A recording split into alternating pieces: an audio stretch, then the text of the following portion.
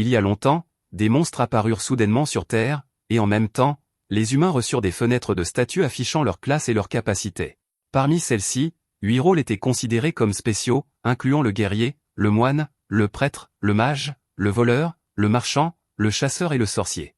Ces 8 classes pouvaient combattre les monstres et protéger l'humanité, et encore plus fort qu'elles étaient 3 catégories supérieures, le sage, le héros et le roi, par opposition à elles. Le rôle le plus courant et le plus impuissant était celui du villageois, dont le seul rôle était de peupler la terre et d'accomplir les tâches banales qui maintiennent le monde en mouvement. La plupart des villageois ne dépassent jamais le niveau 10 car ils sont trop faibles pour combattre les monstres et gagner de l'expérience. C'est pourquoi la plupart d'entre eux sont agriculteurs, aubergistes ou autre chose du genre, mais un jeune homme nommé Kuji est différent. Il est assis sur une branche d'arbre au milieu d'une forêt vierge, faisant tourner dans ses mains des pièces d'argent qu'il a gagnées aujourd'hui. Il est satisfait de ses gains quotidiens quand soudain il entend un cri de détresse. Kuji découvre que les cris proviennent d'un villageois de niveau 1 et de son fils, qui est aussi un villageois de niveau 1, et ils sont terrifiés par le monstre de Slim Vert qui s'approche d'eux. Ils montrent leur statue au monstre en espérant qu'il fera preuve de clémence, mais le monstre ne sait pas lire, alors il les attaque. À ce moment précis, une pièce d'argent vole vers lui comme une balle, et le monstre disparaît dans un nuage de fumée et de pièces. Le villageois et son fils sont choqués de voir cela, puis Kuji atterrit devant eux. Il jette un coup d'œil aux villageois et leur dit de fermer leurs fenêtres de statue car les monstres ne savent pas lire et il est inutile de la leur montrer. Il ramasse ensuite les pièces de bronze que le monstre Slim a laissé tomber, et le père demande comment il l'a tué. Au lieu de répondre à la question, Kuji place les pièces dans la main du garçon et dit qu'il peut obtenir 100 pièces de bronze en vainquant un seul monstre Slim. Cependant, le garçon est immunisé contre les charmes du capitalisme et dit que l'argent ne vaut pas la peine de risquer sa vie car les monstres sont puissants et effrayants et les villageois ne peuvent pas les vaincre. Kuji ne veut pas perdre de temps avec des gens qui ne veulent pas se bouger et gagner de l'argent. Il prend congé, mais alors le garçon lui demande s'il est un héros. En réponse, Kuji montre simplement sa fenêtre de statue qui indique qu'il est un villageois de niveau 999, ce qui laisse le père et le fils abasourdis. Après cela, Kuji se rend tranquillement en ville et se promène dans le marché animé.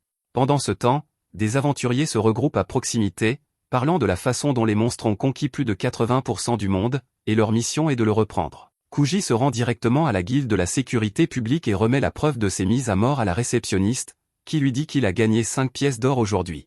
Toute la guilde s'intéresse à Kuji en entendant cela, et ils se demandent qui est ce type qui a chassé autant de monstres tout seul. Kuji les ignore et sort, mais s'arrête devant le panneau géant indiquant le prix de divers articles vendus par la guilde. Alors qu'il n'a besoin que de 50 pièces d'or pour s'offrir une maison, il économise pour le grand prix qui vaut 10 000 pièces d'or, et il n'est qu'à mi-chemin.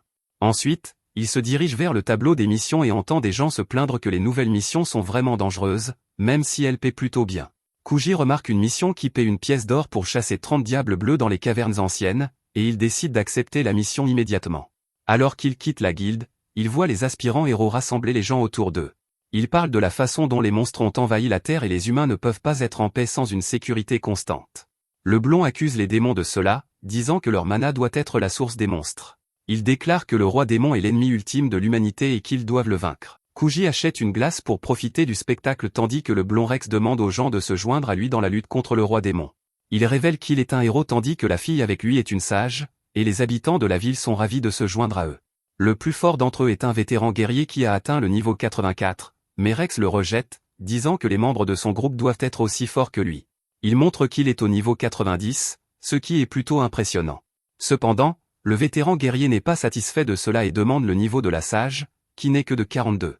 Il dit que ce n'est que la moitié de son niveau, mais Rex défend la sage, disant qu'elle deviendra éventuellement un excellent soutien grâce à sa classe spéciale. De plus, elle est la princesse Kana, la 3e fille de leur roi, et elle a décidé de consacrer sa vie à sauver l'humanité des monstres.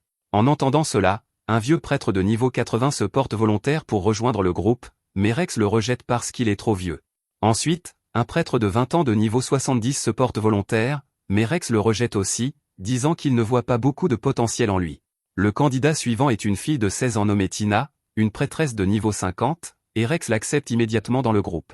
Tout le monde réalise que le héros est un PDF, et Kuji réalise aussi qu'il essaie juste de créer un harem tout en cherchant la gloire de tuer le roi démon, et il perd tout intérêt pour lui.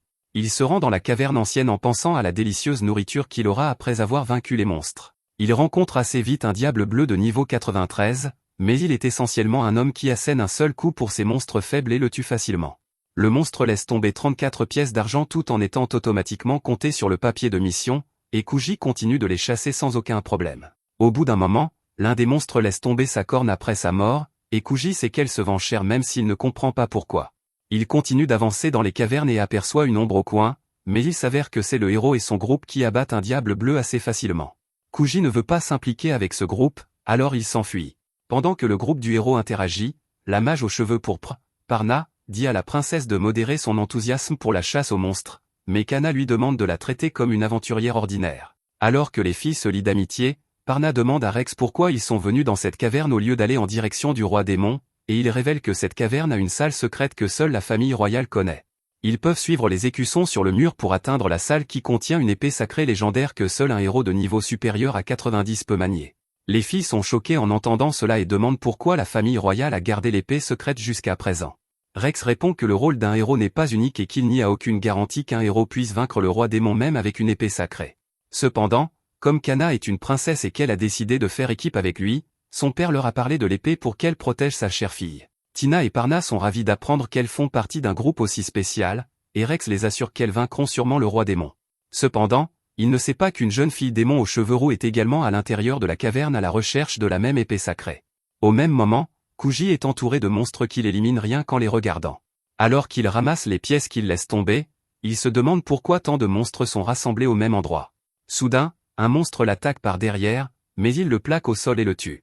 Juste à ce moment, la démon aux cheveux roux court devant lui, et une équipe de monstres qui ne réagissent même pas à elle, et Kuji réalise que quelque chose ne va pas. Il décide de suivre la fille et élimine les monstres sur son chemin d'un coup de poing.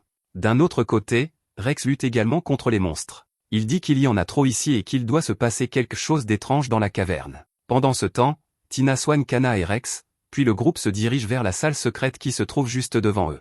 La démon aux cheveux roux est déjà là avant eux, et Rex lui demande « Qui est-elle et que fait-elle ici ?»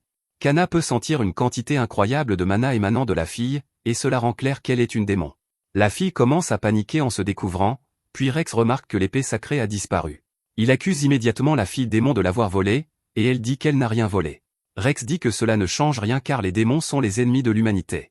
Il dégaine son épée et lance un puissant tranchant dans sa direction, et les membres de son groupe font de même. Cependant, au dernier moment, Kuji fonce devant eux et bloque leur attaque combinée d'une seule main.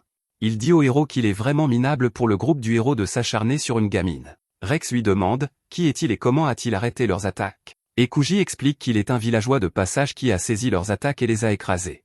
Rex et son groupe ne peuvent pas croire qu'un villageois puisse arrêter leurs attaques, alors Kuji leur montre son statut sans révéler son niveau.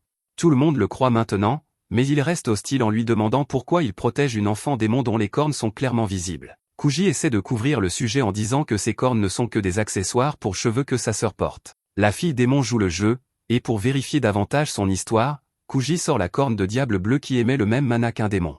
Le héros dit que son histoire est crédible, mais cela n'explique toujours pas où est l'épée sacrée. Kuji fait un peu semblant d'être paniqué en entendant cela et dit qu'il a pris l'épée avec lui parce qu'il ne savait pas qu'elle était spéciale. Cela choque le groupe du héros, et Kuji explique qu'il est venu dans ces ruines il y a longtemps et a trouvé l'épée. Il prétend l'avoir vendue à un marchand à l'époque et s'excuse auprès de Rex pour cela. Rex ne peut pas croire ses paroles et dit que l'épée était imprégnée du mana des sages anciens et que seul un héros peut la soulever. Kuji dit qu'elle était assez lourde, mais pas assez pour qu'il ne puisse pas la soulever. Rex commence à faire une crise en entendant cela, mais alors Kuji soulève tout l'autel qui abritait l'épée pour le faire taire. Cela laisse le héros et son groupe complètement stupéfaits, et il demande à Kuji son niveau. Il leur montre qu'il est un villageois de niveau 999, et c'est totalement incroyable pour chacun d'eux. Rex lui demande comment il est devenu si fort, et Kuji répond qu'il a vaincu des monstres quotidiennement.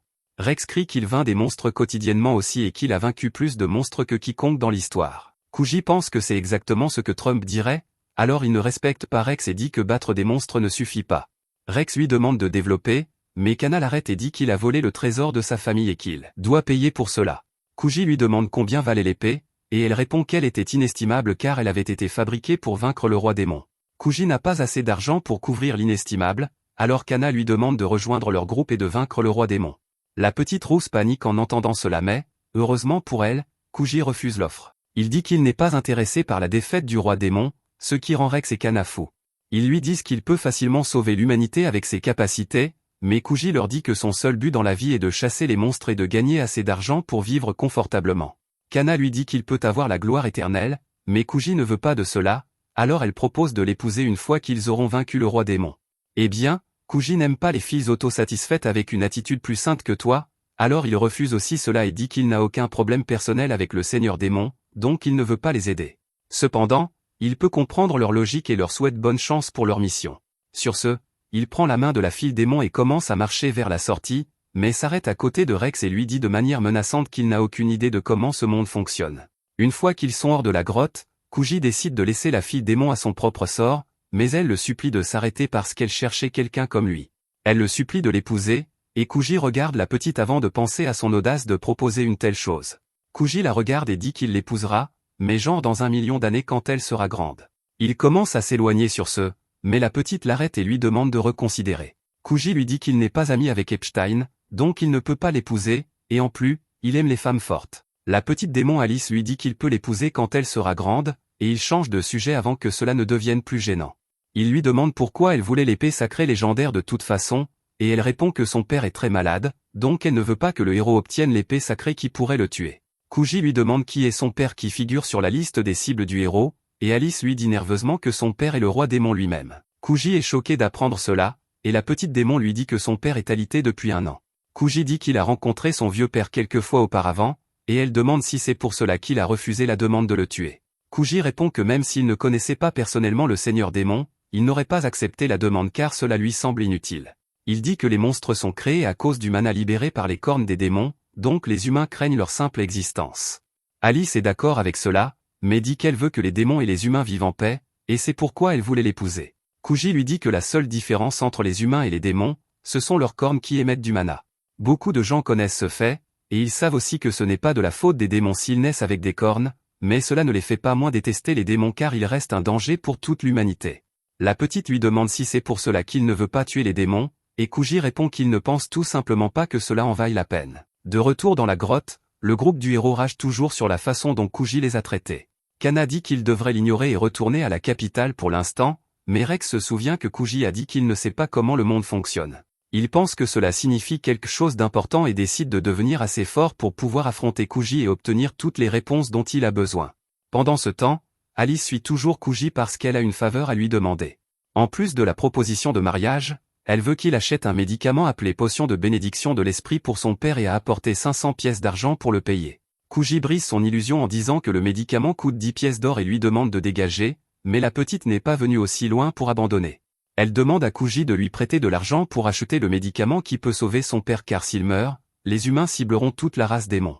Kuji lui dit que même si le médicament guérit le roi démon, le héros le poursuivra quand même. Il demande à Alice si elle déteste les humains, et elle répond, les humains et les démons ne sont pas très différents, donc se détester n'est pas productif. Au lieu de cela, elle suit les paroles de son père et espère qu'il y a plus de gens comme Kuji qui ne détestent pas les démons. La petite dit que même si les gens comme lui sont rares, elle les trouvera tous et réalisera la paix entre les deux races une fois pour toutes. Kuji est impressionné par sa détermination, alors il lui dit de se retourner pendant qu'il attache des rubans autour de ses cornes. Il dit qu'il lui achètera le médicament, mais elle doit venir avec lui. Alice dit qu'elle ne peut pas venir avec lui à cause du mana que ses cornes libèrent, mais à ce moment-là, elle réalise qu'elle n'émet aucun mana.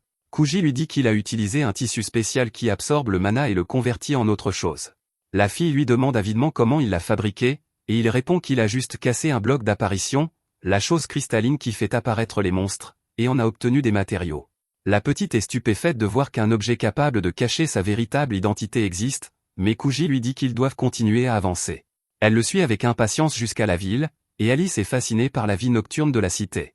Un vendeur de fruits la trouve mignonne et lui donne une pomme gratuitement, qu'elle prend parce que personne ne lui a appris à ne pas accepter quoi que ce soit d'hommes d'âge moyen avec des barbes inquiétantes. Alors qu'ils avancent, Alice entend le prix de différents produits alimentaires et demande à Kuji d'expliquer comment fonctionne la monnaie humaine. Il lui dit que 10 000 pièces de bronze équivalent à une pièce d'argent, et 10 000 pièces d'argent équivalent à une pièce d'or. L'économie se porte plutôt bien, donc un dîner correct ne coûte pas plus de 1000 pièces de bronze, et une pièce d'or peut acheter une petite maison. Kuji dit qu'une maison comme celle des nobles coûte environ 50 pièces d'or, et cela fait réaliser à Alice à quel point le médicament qu'elle est venue acheter est cher. Kuji lui dit de se détendre car il récupérera l'argent de son papa et lui facturera 5 pièces d'or supplémentaires pour avoir ramené sa fille à la maison. Alice est vraiment heureuse d'apprendre que Kuji la ramènera chez elle, et elle reste de bonne humeur toute la nuit grâce à la bonne nourriture et à la chambre d'hôtel confortable. Kuji lui demande d'attendre un peu pendant qu'il achète la potion et amène un ami pour faire le voyage jusqu'au château du roi démon. Alice ne veut pas d'un troisième larron, mais Kuji dit que les aventuriers pourraient l'attaquer à nouveau, donc il veut amener un garde du corps au cas où il serait occupé ailleurs. Au bout d'un moment, Kuji revient dans la chambre, mais quand Alice ouvre la porte, elle voit un culturiste à l'air effrayant debout là, elle panique et s'évanouit, et Kuji ne comprend pas pourquoi elle aurait peur de ce monstre absolu de la gym. Quand Alice se réveille, Kuji la présente à Taka, le meilleur moine qu'ils connaissent. Taka dit qu'elle est une moine de niveau 124, donc elle est assez forte pour protéger Alice de tout danger. Alice reste sur ses gardes autour d'elle, alors Kuji lui dit que Taka sait qu'elle est une démon, mais qu'elle a quand même accepté de l'aider. Taka ajoute qu'autrefois, elle était comme les autres humains ignorants qui détestaient les démons, mais un jour, elle a été blessée dans la forêt et un démon lui a sauvé la vie, ce qui a changé son opinion. Elle dit qu'après cet incident, elle a pris sa retraite d'aventurière et a ouvert une salle de sport et un bar. Kuji dit qu'il est un client chez elle et qu'ils se sont bien entendus, mais Taka lui donne un coup de poing parce qu'il ne s'est pas montré depuis longtemps.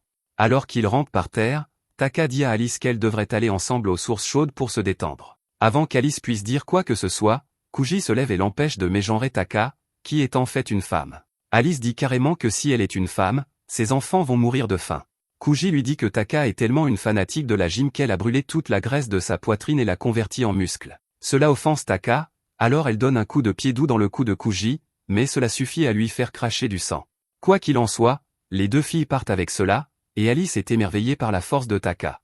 Elle demande comment elle a pu blesser Kuji qui est au niveau 999, et Taka explique qu'un moine a 3 fois la force d'un villageois au même niveau. En plus, les moines sont spécialisés dans le combat rapproché et tous les 100 niveaux, ils obtiennent une compétence spéciale qui les rend encore plus meurtriers. Cependant, Taka sait que dans un combat équitable, Kuji la balayerait, et pas seulement à cause de son haut niveau. Elle dit à Alice que Kuji est fait d'un autre bois et qu'il a dû vaincre d'innombrables monstres plus forts que lui pour atteindre le niveau 999. Alice répond qu'elle n'a jamais vu de monstre au-dessus du niveau 500, donc cela a dû être vraiment difficile pour Kuji de monter de niveau au-delà de ce point.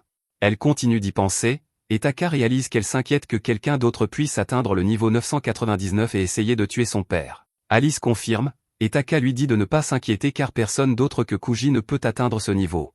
Elle dit que Kuji est un fou qui manque de quelque chose de précieux pour chaque être humain, et qu'il est aussi le plus grand idiot qu'elle ait vu. Alice est curieuse de savoir la chose précieuse qui manque à Kuji, et Taka répond qu'elle le découvrira pendant leur voyage. Alice pense que ce sera mieux et remercie Taka d'avoir répondu à ses questions quand soudain une explosion secoue le sol et un monstre sanglier de niveau 54 appelé Bloody Buffer apparaît devant elle. Bientôt, d'autres cochons commencent à pleuvoir du ciel et l'un d'eux s'écrase directement dans la chambre de Kuji pendant qu'il se détend.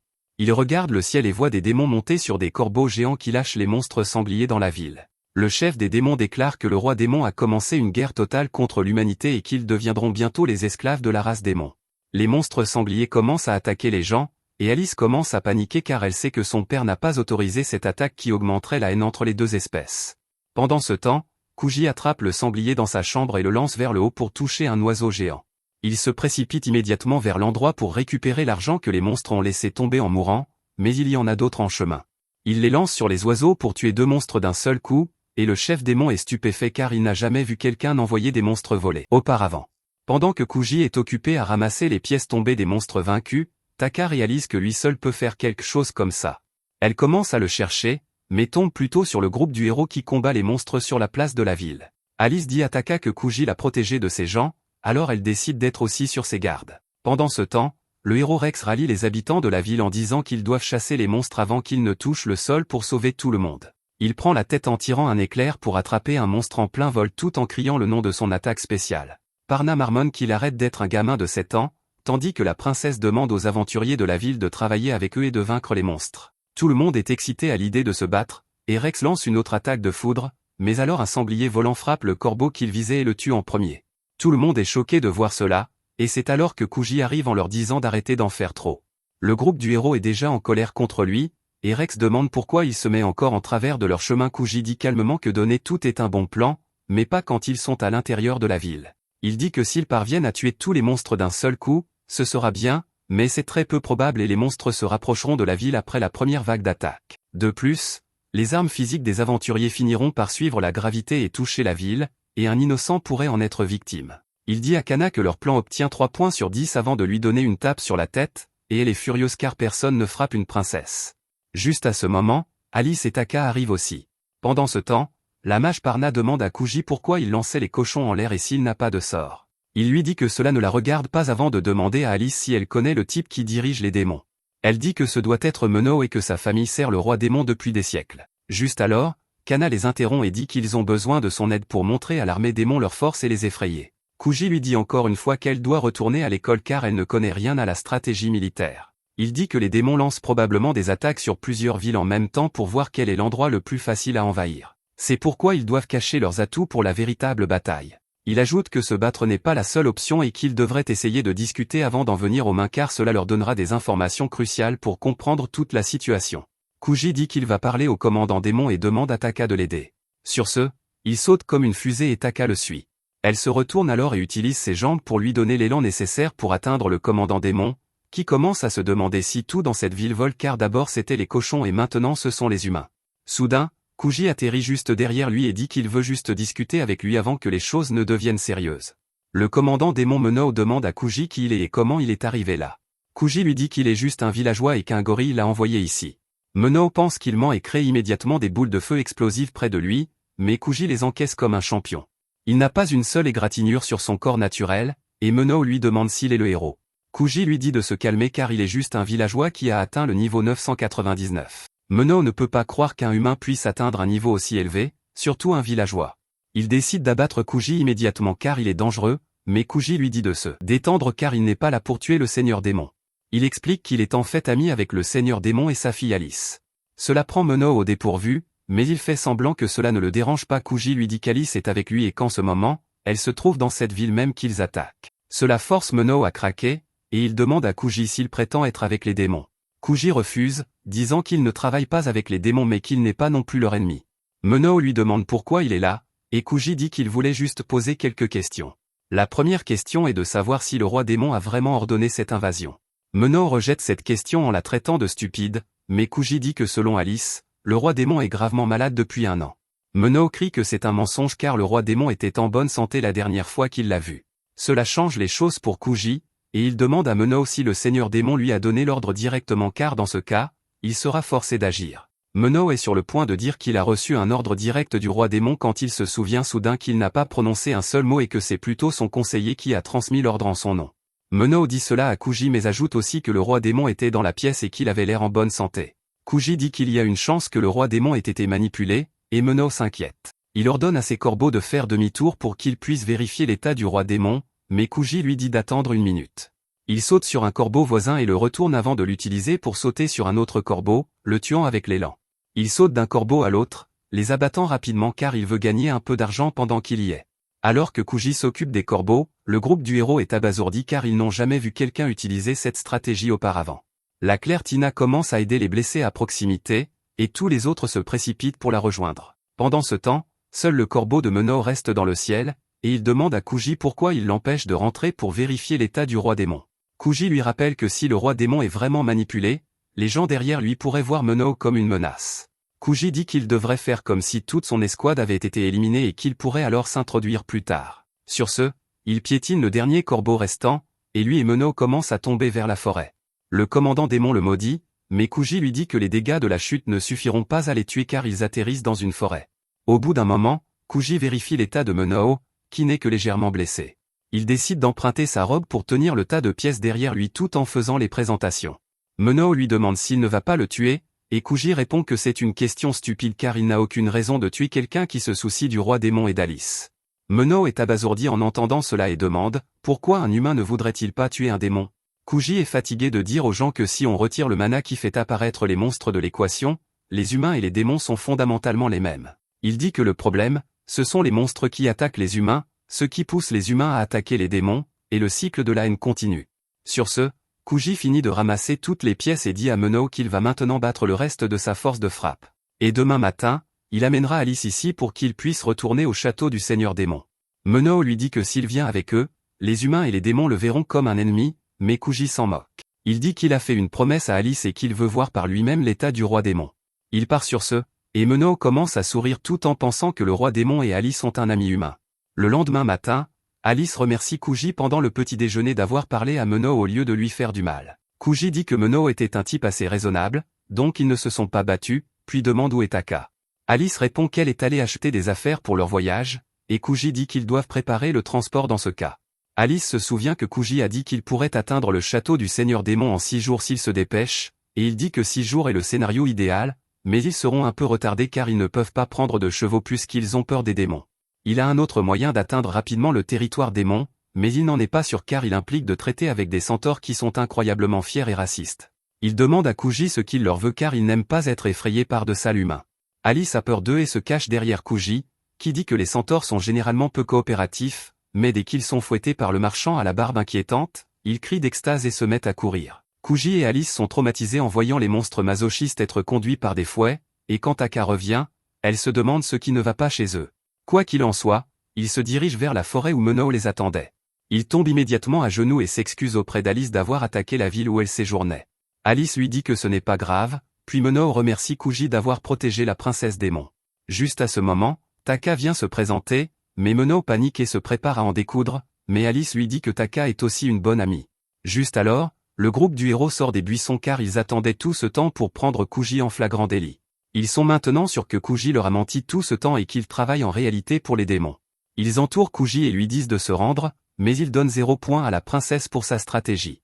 Ils foncent immédiatement vers elle et la frappent à la tête, disant qu'il est inutile d'encercler des gens bien plus forts qu'elle. Cependant, le héros l'attaque immédiatement en disant qu'ils n'écouteront pas les leçons d'un traître. Kuji esquive ses attaques tandis que Rex déclare qu'il est de son devoir en tant que héros de combattre le mal. Kuji tient son épée à main nue, et Parna dit que quoi que Kuji prétende, ils ne peuvent pas laisser l'auteur de l'attaque d'hier s'en tirer. Kuji est d'accord avec elle et dit à Mono de s'excuser car il croit que les démons ont enduré pire que le raid de la nuit dernière. Rex ne veut même pas d'excuses car il croit que les démons et tous ceux qui travaillent avec eux sont mauvais, mais Kuji lui demande qui a décidé cela.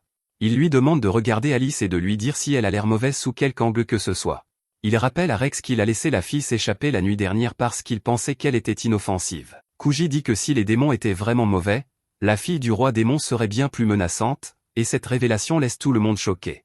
Rex n'est toujours pas prêt à reculer, alors Kuji lui dit qu'il comprend son point de vue selon lequel les démons nuisent indirectement aux humains, donc il ne l'empêchera pas de poursuivre le roi démon. Cependant, il n'accepte pas que les démons soient mauvais, et c'est pourquoi il ne prévoit pas de laisser quiconque faire du mal à ses amis. Kuji brise l'épée de Rex avec cela, et le héros est forcé de reculer. La clerc Tina demande à Kuji si le type qui les a attaqués la nuit dernière n'est pas mauvais non plus, et il fait s'excuser Mono tout en disant qu'il a besoin de temps pour expliquer les choses. Il dit au groupe du héros que quelque chose ne tourne pas rond dans toute cette affaire et leur demande de le laisser enquêter avant qu'il n'arrête Mono et le punisse. Kana lui demande ce qu'il entend par « quelque chose ne tourne pas rond », et Kuji dit que le roi démon veut la paix avec les humains et qu'il n'a jamais ordonné d'attaque sur des villes humaines auparavant. En plus de cela, Alice a dit qu'il était malade en ce moment, donc cela n'a pas de sens de faire la guerre. Cependant, Rex ne croit pas que le roi démon veuille la paix avec les humains. Kuji lui dit qu'il a personnellement rencontré le roi démon, et tout le monde est stupéfait en entendant cela. Kuji leur demande alors si le roi démon a déjà attaqué une ville auparavant, et Rex et Kana ne se souviennent de rien de tel. Kuji dit que le mana du roi démon peut créer des monstres puissants, mais cela ne signifie pas qu'il les commande toujours. Il demande à tout le monde d'ouvrir les yeux et de voir au-delà de leurs préjugés, et Rex et les autres commencent même à y réfléchir, mais soudain Parna attaque Kuji en disant qu'ils ne peuvent pas lui faire confiance. Elle dit qu'il a été lavé par les démons et qu'ils ne peuvent rien croire de ce qu'il dit. Kuji ne peut pas discuter contre cette logique, alors il fait juste signe à Taka et ils prennent leurs invités et s'enfuient. Rex essaie de les poursuivre, mais Tina trébuche et il doit rester pour s'occuper d'elle. Pendant ce temps, Kuji se plaint à Alice que toute cette affaire de coexistence n'est pas facile, mais elle lui rappelle qu'au moins cette fois, le héros et ses amis les ont écoutés. Peu après, le groupe de Kuji arrive à leur choc. Ce sont les centaures masochistes d'avant. Mono dit qu'il les a volés à un marchand sans le tuer, et les centaures ont accepté de l'emmener où il veut. Alors que Kuji et Alice perdent leur enthousiasme pour le voyage, Taka ne pourrait pas être plus heureuse car elle peut fouetter quelques hommes chevaux machos pour qu'ils fassent ce qu'elle veut. Au même moment, Rex et son groupe se demandent où est passé Kuji, et Kana dit qu'ils les retrouveront car ils vont tous dans la même direction. Pendant ce temps, Rex commence à avoir des doutes à cause de ce qu'a dit Kuji, mais Parna n'a aucun doute car l'amour de sa vie a été tué par des démons. Plus tard dans la nuit, Kuji et ses amis campent tout en planifiant leur voyage. Taka suggère qu'au lieu de passer par la ville voisine de Salmaria, ils devraient prendre le chemin le plus long pour ne pas déranger les gens avec le mana du démon. Sur ce, Alice montre à Mono les rubans qui scellent son mana, et Kuji s'excuse car ils n'avaient qu'un seul ensemble. Mono le trouve encore plus remarquable maintenant, mais juste à ce moment, Kuji se souvient de quelque chose. Il demande à Mono s'ils ont aussi attaqué la ville de Salmaria, et il confirme en disant que leur plan était d'envoyer un message à tous les humains sur la force de l'armée démon. Il dit que l'invasion principale commencera bientôt, alors Kuji et Taka décident d'aller à Salmaria pour s'assurer qu'ils sont en sécurité. Bientôt, ils arrivent à Salmaria, Et Kuji dit au garde qu'il est là pour vendre des cornes de diable bleu. Le garde est méfiant car il peut sentir le mana, mais alors Alice sort avec une corne de diable bleu qui émet aussi du mana, ce qui est assez crédible pour le garde. Il demande à Kuji si la rousse est sa sœur, et il confirme en disant qu'ils sont là pour faire du tourisme après leur voyage d'affaires. Le garde est heureux d'apprendre cela et leur dit de profiter du défilé qui aura lieu bientôt. Kuji est curieux à propos du défilé, et le garde dit que l'armée démon les attaque récemment mais qu'ils les ont vaincus, et demain ils enverront des troupes pour attaquer le roi démon avec un grand défilé. Cela inquiète Kuji, et il ne peut pas du tout profiter du défilé. Il sait que si les troupes avancées atteignent le château du roi démon, les monstres à proximité les tueront puis détruiront la ville, ce qui rendra la coexistence un rêve impossible. Cependant, il a un plan pour surmonter la situation. Il dit qu'ils atteindront le château avant les troupes et qu'il convaincra alors le roi démon d'arrêter l'armée démon pour qu'ils puissent s'enfuir en sécurité. Ainsi, ils ne se battront pas et tout se terminera pacifiquement. Taka lui demande ce qu'il fera si le roi démon veut vraiment la guerre, et Kuji répond qu'il le combattra dans ce cas mais il le fera en tant que troisième camp qui veut la coexistence entre humains et démons. Alice dit qu'elle rejoindra certainement son armée, et Kuji lui demande si elle ne veut pas rester aux côtés de son père. Alice répond qu'elle veut la coexistence entre leurs peuples plus que tout, donc si son père est devenu un ennemi de l'humanité, elle est prête à le combattre aussi. Taka dit qu'elle va évidemment se battre aux côtés de Kuji, et Meno jure aussi qu'il aidera Alice. Plus tard dans la nuit, Kuji emmène Alice manger une glace avant le dîner, mais dès qu'ils entrent dans un restaurant, ils trouvent le groupe du héros là-bas. Kuji prend Alice et s'enfuit avant qu'ils ne puissent l'attraper, et Rex décide de les poursuivre. Pendant ce temps, Kuji et Alice s'arrêtent à un coin et remarquent quelques hommes entourant un monstre grenouille de niveau 24. Alice s'inquiète pour les humains, mais Kuji lui dit que c'est un combat de démonstration pour augmenter le moral des troupes qui vont au château démon demain. Cependant, avant qu'ils ne puissent vaincre la grenouille, un monstre tombe du ciel et l'écrase. Alice dit qu'elle a déjà vu ce monstre de niveau 200 et plus, et Kuji panique aussi alors que le monstre commence à attaquer les gens. Tout le monde panique et commence à s'enfuir car ils n'étaient pas préparés à cela. Mais ensuite, d'autres monstres tombent du ciel, et Kuji réalise qu'il va devoir travailler dur à nouveau. Alors que tout le monde fuit le monstre, Kuji fonce droit sur lui. Il encaisse un coup lourd du monstre puis le frappe au ventre, le vainquant immédiatement et se dirigeant vers le monstre suivant, et Alice, confuse, le suit. Au même moment, Rex et ses filles cherchent Kuji, mais ils ne le trouvent nulle part. Tina suggère qu'il parle aux habitants de cette ville du partisan des démons et qu'ils pourront alors le trouver rapidement, mais Rex ne pense pas que ce soit une bonne idée. Il croit que Kuji est un monstre et que s'il l'accule, il pourrait devenir sauvage et attaquer tout le monde sur son passage. Cependant, Kana pense exactement le contraire. Elle estime que Kuji n'est pas le genre de type à s'énerver quand il est acculé car s'il l'était, il les aurait achevés depuis longtemps. De plus, elle ne pense pas qu'il soit un méchant juste parce qu'il aide les démons, mais Parna lui dit d'arrêter ses conneries. Elle demande à la princesse comment le type qui travaille avec les démons qui attaquent leur ville ne pourrait pas être mauvais, et Kana dit qu'il a essayé de leur parler. Même quand ils l'ont attaqué, il n'a pas riposté et il n'a pas non plus essayé de leur imposer son idéologie. Rex est d'accord avec Kana et dit que même s'il n'aime pas avoir été humilié par un villageois, il laissera Kuji s'en sortir cette fois. Parna accuse même le héros d'être un partisan des démons, mais Rex dit qu'il veut juste poser quelques questions à Kuji. Kana appuie cette déclaration, et Tina suit simplement le mouvement. Juste à ce moment, ils entendent une forte explosion au loin suivie des cris paniqués des gens. Kana se précipite immédiatement sur les lieux et utilise sa barrière divine pour protéger un type qui était sur le point d'être frappé à travers la route par le monstre. Elle dit au type que la barrière ne durera pas longtemps, donc il devrait s'enfuir, mais il lui dit qu'elle devrait s'enfuir en premier. Kana refuse, disant qu'en tant que membre de la famille royale, il est de son devoir de protéger son peuple. C'est du grand discours pour quelqu'un dont la barrière se brise avec un autre coup de poing du monstre, et alors qu'il est sur le point de l'achever, Kuji arrive pour sauver la mise. Il bloque le coup de poing du monstre et le vainc tout en disant à Kana qu'il n'aurait pas pu sauver le rat de Jim derrière elle si elle ne lui avait pas fait gagner du temps. Le chauve musclé s'enfuit avec cela, et au même moment Rex et les autres arrivent sur les lieux. Inquiet pour la princesse, elle leur dit qu'elle va bien avant de saisir la main de Kuji pour le remercier. Pendant ce temps, le héros remarque les dégâts causés aux maisons et demande ce qui s'est passé ici. Kuji répond que des monstres de niveau 213 sont tombés du ciel et ont dévasté la ville, mais il ne sait pas qui les a envoyés. Rex lui demande quelle compétence il a utilisée pour vaincre les monstres, et il répond qu'il a utilisé la compétence la plus basique de toutes, coup de charge. Rex ne peut pas le croire, mais Kana confirme que Kuji a bien utilisé la compétence de base. Juste à ce moment, Alice arrive en courant vers Kuji et se cache derrière lui en apercevant le groupe du héros.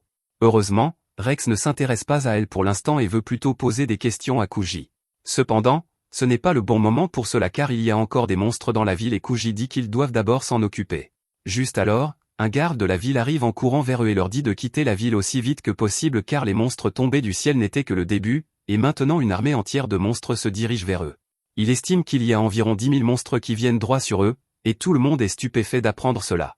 Parna dit que les aventuriers de la ville ne pourront pas gérer ces monstres car ils viennent de l'ouest, qui est l'endroit où se trouve le château du Seigneur Démon. Rex dit que combattre une bataille qu'ils ne peuvent pas gagner est inutile et décide qu'ils aideront à évacuer les citoyens puis reviendront avec l'armée pour reprendre la ville. Kana est d'accord avec lui et ordonne aux gardes d'informer tout le monde, puis demande à Kuji de les aider aussi. Il accepte, disant qu'il appellera ses amis pour le soutenir, mais en attendant, il veut que le groupe du héros s'occupe d'Alice. La princesse démon se sent trahie en entendant cela, et tous les autres sont stupéfaits aussi. Rex demande à Kuji s'il n'a pas peur qu'il tue Alice car il considère toujours les démons comme leurs ennemis, et Kuji répond que s'il voulait vraiment la tuer, il ne le gâcherait pas. De plus, il sait que Rex ne ferait pas de mal à la petite démon car cela signifierait qu'il n'obtiendrait pas de réponse de lui plus tard. Parna n'est toujours pas d'accord, mais elle reste sans voix quand Kuji demande sincèrement à tout le monde de veiller sur Alice puis s'envole dans la direction opposée. Parna commence déjà à jouer des tours mentaux et dit à Alice qu'il semble qu'elle ait été abandonnée. Cependant, Alice sait que Kuji fait confiance au groupe du héros, alors elle va aussi leur faire confiance. Heureusement, Kana partage ce sentiment et elle serre Alice dans ses bras en lui disant de ne pas s'inquiéter car ils tiendront leurs promesses et la garderont en sécurité. Bientôt, les aventuriers commencent à évacuer les civils tandis que Kuji court vers la horde de monstres. Même Alice et le groupe du héros essaient d'aider à l'évacuation, mais ils le font en bloquant complètement la route principale et en faisant passer les gens par les trottoirs. Juste alors, Taka et Meno arrivent et ils pensent que Rex a capturé Alice. Elle court vers eux et leur demande s'ils n'ont rien entendu de Kuji, ce qui pousse Rex à demander si ce sont les hommes dont le villageois parlait. Taka est sur le point de casser le héros en deux comme un biscuit pour l'avoir mégenré quand Alice dit à tout le monde que Taka est une femme. Le groupe du héros est choqué d'apprendre cela, ce que Taka peut comprendre, mais elle est déçue que même Meno soit surpris. Quoi qu'il en soit, elle décide de donner quelques leçons d'études de genre dans les crânes épais du héros et de son groupe, mais Kana lui demande d'arrêter car Kuji leur a dit de veiller sur la fille démon. Elle dit qu'il a affirmé qu'il irait les chercher en premier, mais Taka et Meno n'ont pas eu de nouvelles de lui. Alice se demande où est Kuji en ce moment quand un garde arrive en courant, complètement essoufflé. Il dit qu'un villageois essaie de combattre tous les monstres tout seul et demande au héros de l'aider. Tout le monde est consterné en entendant cela, et Alice pense que Kuji se bat si dur parce que si cette ville tombe, l'écart entre les humains et les démons se creusera. Elle décide de l'aider, mais alors Taka la soulève car elle veut aussi aider Kuji. Meno rejoint le groupe et commence à sauter sur les toits tandis que le groupe du héros décide aussi de rejoindre le combat. Pendant ce temps, Kuji affronte les monstres tout seul et il commence déjà à respirer lourdement. Il espère juste que Taka a trouvé Alice et l'a fait sortir de la ville pendant qu'il continue de se battre, ignorant que ses amis viennent juste de franchir la porte de la ville avec l'équipe du héros qui a du mal à les suivre. Taka pense que c'est trop même pour Kuji quand une énorme explosion la force à s'arrêter. Cela donne à Rex et à ses filles le temps de les rattraper. Il demande pourquoi diable Kuji combat tous les monstres tout seul, et Taka dit que c'est sûrement parce qu'il ne veut pas que quelqu'un meure. Rex ne comprend pas cela, alors Taka dit que si cette ville tombe, les humains détesteront encore plus les démons et la coexistence pacifique ne sera jamais possible. Kana est stupéfaite d'apprendre que Kuji se bat pour la paix tout seul, et Rex dit que même s'il est au niveau 999, Kuji est essentiellement en train de foncer vers sa mort. Il dit que c'est de la témérité et non du courage, mais Taka lui dit que Kuji ne pense pas à ce genre de choses. Il pense seulement si quelque chose est possible et s'il peut aller jusqu'au bout. Taka révèle alors la chose précieuse que tout le monde possède mais que Kuji n'a pas, et cette chose est la peur de la mort. Rex dit qu'il est aussi prêt à donner sa vie si nécessaire, mais Taka lui dit qu'il y a une différence. Pendant ce temps, Kuji est occupé à frapper des monstres pour les transformer en pièces.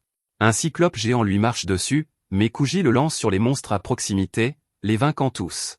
Il esquive ensuite un éclair tiré par un monstre oiseau et lance le cyclope sur lui pour le tuer. La blessure qu'il a reçue de l'attaque précédente guérit plus vite que le facteur de guérison de Wolverine, et Kuji sourit simplement. Rex ne peut pas croire ce qu'il entend et voit, et il se demande comment Kuji est devenu comme ça. Taka lui dit que l'histoire d'origine de Kuji n'est pas très différente de la sienne. Elle révèle que tout comme Rex, les parents de Kuji ont également été tués par des monstres alors qu'ils voyageaient.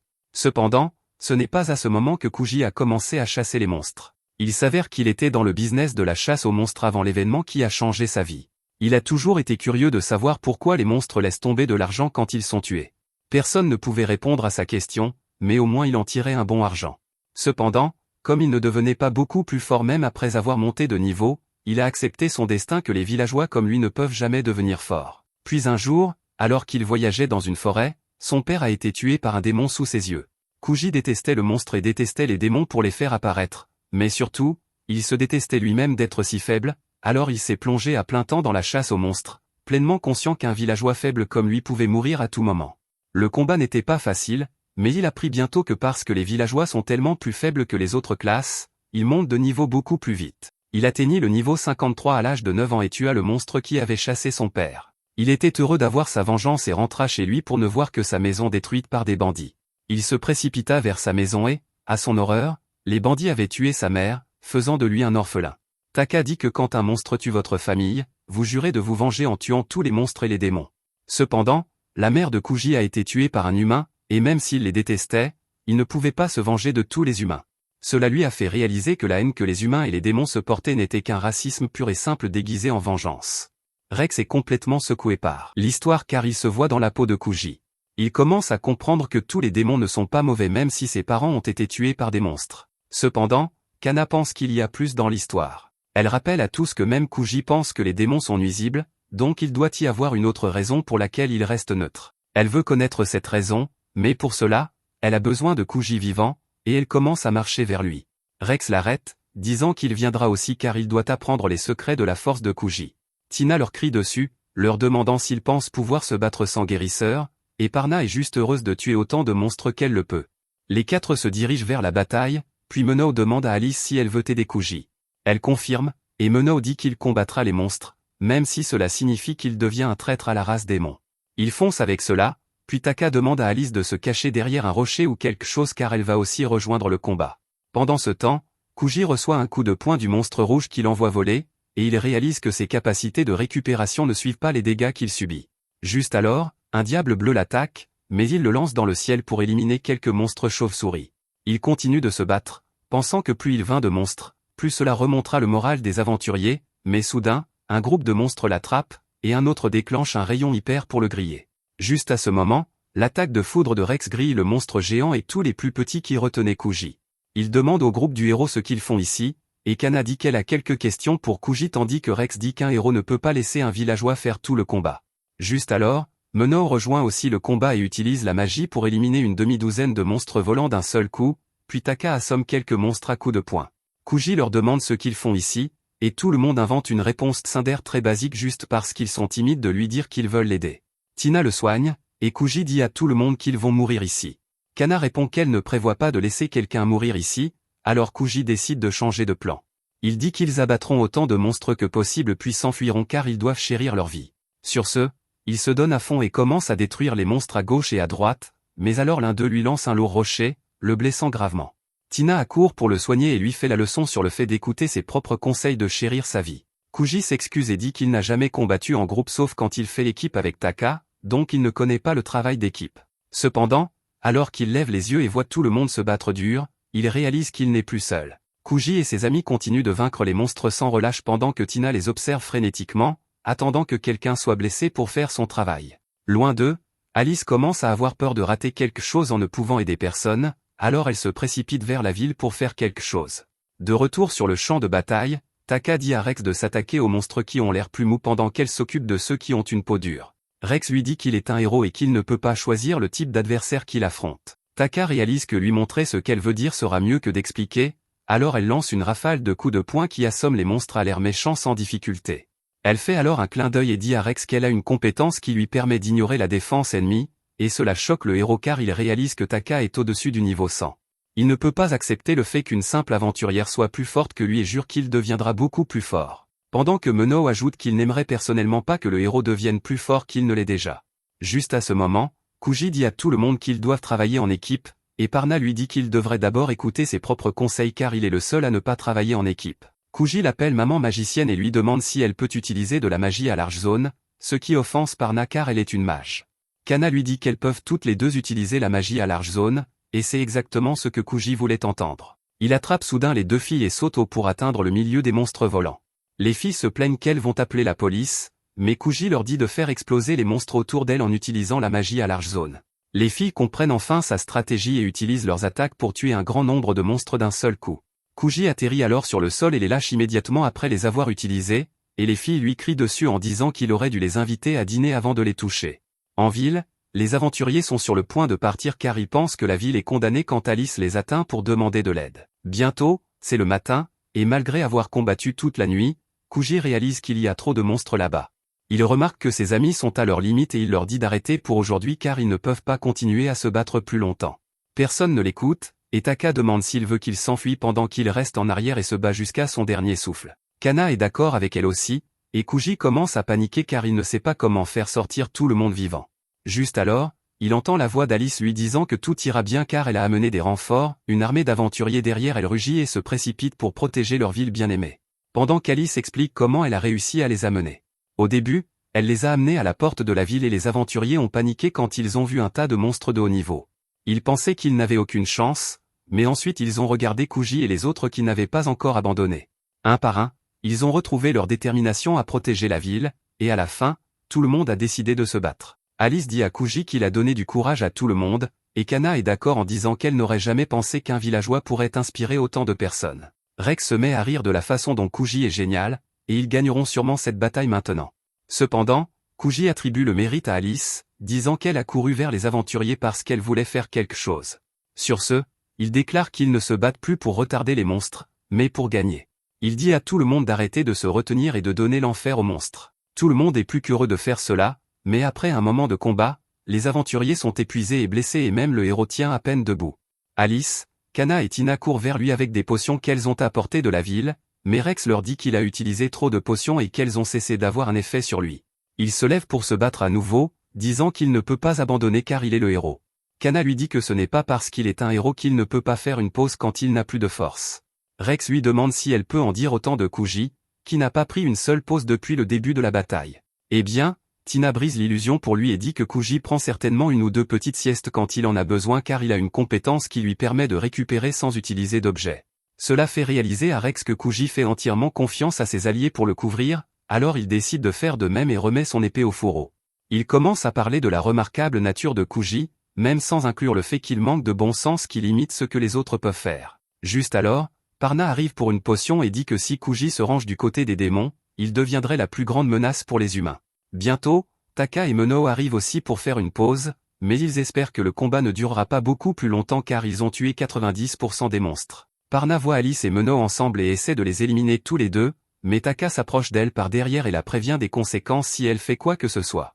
Soudain, tout le monde entend une voix dans leur tête disant que la bataille ne suit pas le scénario qu'ils voulaient. La chose suivante que tout le monde entend est un bruit métallique fort alors qu'un golem gigantesque marche vers eux, et cela fait trembler tout le monde de peur. Personne n'a d'idée du type d'ennemi auquel ils sont confrontés, donc Taka et Rex pensent qu'il serait préférable de battre en retraite. Cependant, Kuji est impatient de voir à quel point le géant morceau de métal est fort, et il fonce droit sur lui. Il essaie de frapper le golem, mais se fait renvoyer d'une gifle. Cela suffit à briser le moral, et les aventuriers s'enfuient en panique tandis qu'Alice court vers Kuji. Elle lui dit qu'ils doivent sortir de cet endroit car c'est dangereux, mais Kuji lui dit d'arrêter d'avoir peur car tout est sous contrôle. Le groupe du héros arrive rapidement et lui dit d'arrêter d'être téméraire car c'est ce qui a effrayé Alice en premier lieu. Kuji s'excuse d'être téméraire en buvant une potion, et juste à ce moment, il entend la voix du cerveau derrière l'attaque. Il félicite Kuji, lui disant qu'il voit maintenant ce qui a poussé les aventuriers de Salmaria à se rassembler. Meno reconnaît le démon comme Estelle, le bras droit du roi démon et le deuxième démon le plus puissant après le roi démon. Estelle dit à Meno qu'il était curieux de savoir pourquoi il se rangeait du côté des humains, mais maintenant qu'il a vu qu'Alice est là, il comprend tout. Alice est inquiète d'affronter Estelle, mais alors Kuji commence à avancer car il se sent en pleine forme après avoir pris la première potion de la nuit. Il dit à ses amis qu'ils doivent faire quelque chose à propos du golem avant qu'il ne rase la ville, puis dit à Estelle que s'il cherche un combat, il est au bon endroit. Estelle lui dit de venir, et alors que Kuji court devant, Rex prévient le démon qu'il ne connaît pas la véritable puissance de Kuji. Estelle répond que peu importe à quel point Kuji est fort ou quel est son niveau, il reste un villageois au final. Juste à ce moment, Kuji atteint le golem de fer et le frappe de toute sa force, mais il ne peut même pas faire une entaille. Estelle dit que cela prouve juste son point de vue car même si Kuji est la seule personne au monde à avoir atteint le niveau 999, un héros de niveau 300 aurait de meilleures statistiques que lui. Kana dit que le haut niveau donnera à Kuji l'avantage de quelques compétences uniques, et Estelle dit que la seule compétence qu'il connaisse est l'auto-récupération, ce qui est assez utile, mais ils ne savent pas si Kuji a d'autres compétences. Ils parlent du fait que Kuji n'est pas le premier villageois à dépasser le niveau 100. Il y avait d'autres originaux qui ont décidé de farmer de l'XP et de monter parce qu'ils pouvaient le faire rapidement, mais ils n'ont obtenu que des compétences pathétiques qui n'aideraient personne. Taka lui demande comment diable il sait cela, mais il ignore sa question et dit que même si Kuji avait des compétences, il ne pourrait toujours pas rivaliser avec les meilleures classes. Il dit qu'un villageois de niveau 999 ne peut pas battre le golem, alors que Kuji se fait gifler au sol. Alors qu'il gît là dans le cratère, Estelle dit qu'il a atteint la fin de son voyage car personne ne peut dépasser le niveau 999 et Kuji ne deviendra jamais plus fort qu'il ne l'est, ce qui n'est pas suffisant. Juste à ce moment, Kuji se remet sur ses pieds et dit qu'il a rendu son corps mou pour encaisser la dernière attaque. Kana lui donne une potion pour récupérer tandis qu'Estelle lui dit d'abandonner maintenant s'il tient à sa vie. Cela fait réaliser à Kuji qu'Estelle n'est pas là pour les tuer, et le démon confirme en disant qu'il ne veut que Salmaria. Alice lui demande d'arrêter parce qu'elle ne le veut pas et que son père non plus. Estelle dit qu'elle a raison car le roi démon ne veut pas la guerre, mais il ne peut rien faire pour l'arrêter même s'il est ici à l'intérieur du golem. Il dit que pour prendre le contrôle de l'énorme pouvoir du roi démon, il l'a progressivement affaibli en l'empoisonnant, et bien que ce ne fût pas facile, cela en valait la peine. Il dit que le roi démon ne veut pas cette guerre, mais ce n'est plus à lui de décider. Alice et Menno se sentent trahis et en colère en entendant cela, mais Kuji est plus préoccupé par le seigneur démon qui est à l'intérieur du golem. Estelle confirme que le seigneur démon est à l'intérieur du golem ancien conçu pour détruire l'humanité. Kuji se moque de lui, demandant à Estelle s'il prévoit vraiment de détruire l'humanité alors qu'il était sur le point de les laisser partir. Quoi qu'il en soit, il décide qu'il sauvera Salmaria et secourra le roi démon par la même occasion car le vieil homme est le père de sa nouvelle meilleure amie. Estelle est surpris de voir que Kuji ne déteste pas les démons, mais quoi qu'il en soit, il lui dit qu'il ne peut rien faire. Kuji répond qu'il n'a jamais dit cela à quiconque a dit cela avant, et sur ce, il fonce pour se faire à nouveau frapper par le golem. Il demande une potion à Kana avant de se sortir des décombres puis se relance sur le golem. Il continue de se faire battre, mais il n'arrête pas, et Estelle commence à penser qu'il y a quelque chose qui ne va pas chez lui. Puis soudain, Kuji devient plus rapide et plus fort et parvient à frapper le golem avec assez de force pour le faire perdre l'équilibre. Il lance une rafale de coups de pied pour le faire tomber, mais le golem retrouve son équilibre et le frappe au loin.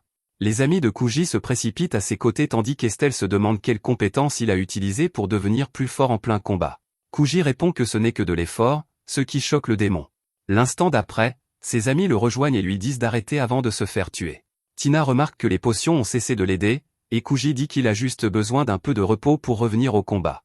Soudain, Parna s'approche de lui et utilise de la magie de guérison, ce qui surprend Kuji car il pensait qu'elle n'était que dans l'attaque. Parna lui demande de leur dire pourquoi il se bat si dur et tout le reste, y compris pourquoi il ne déteste pas les démons.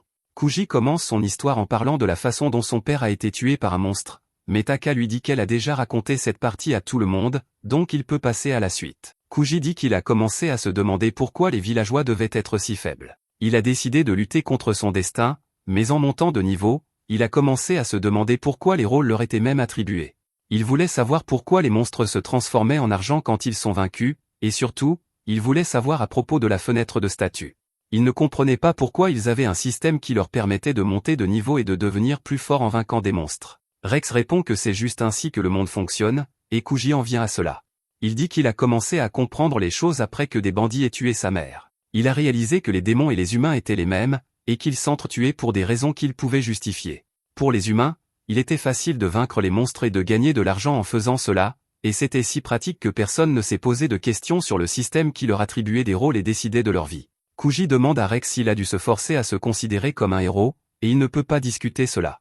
Kuji dit qu'ils devraient tous pouvoir faire ce qu'ils veulent vraiment, mais le monde leur met des bâtons dans les roues.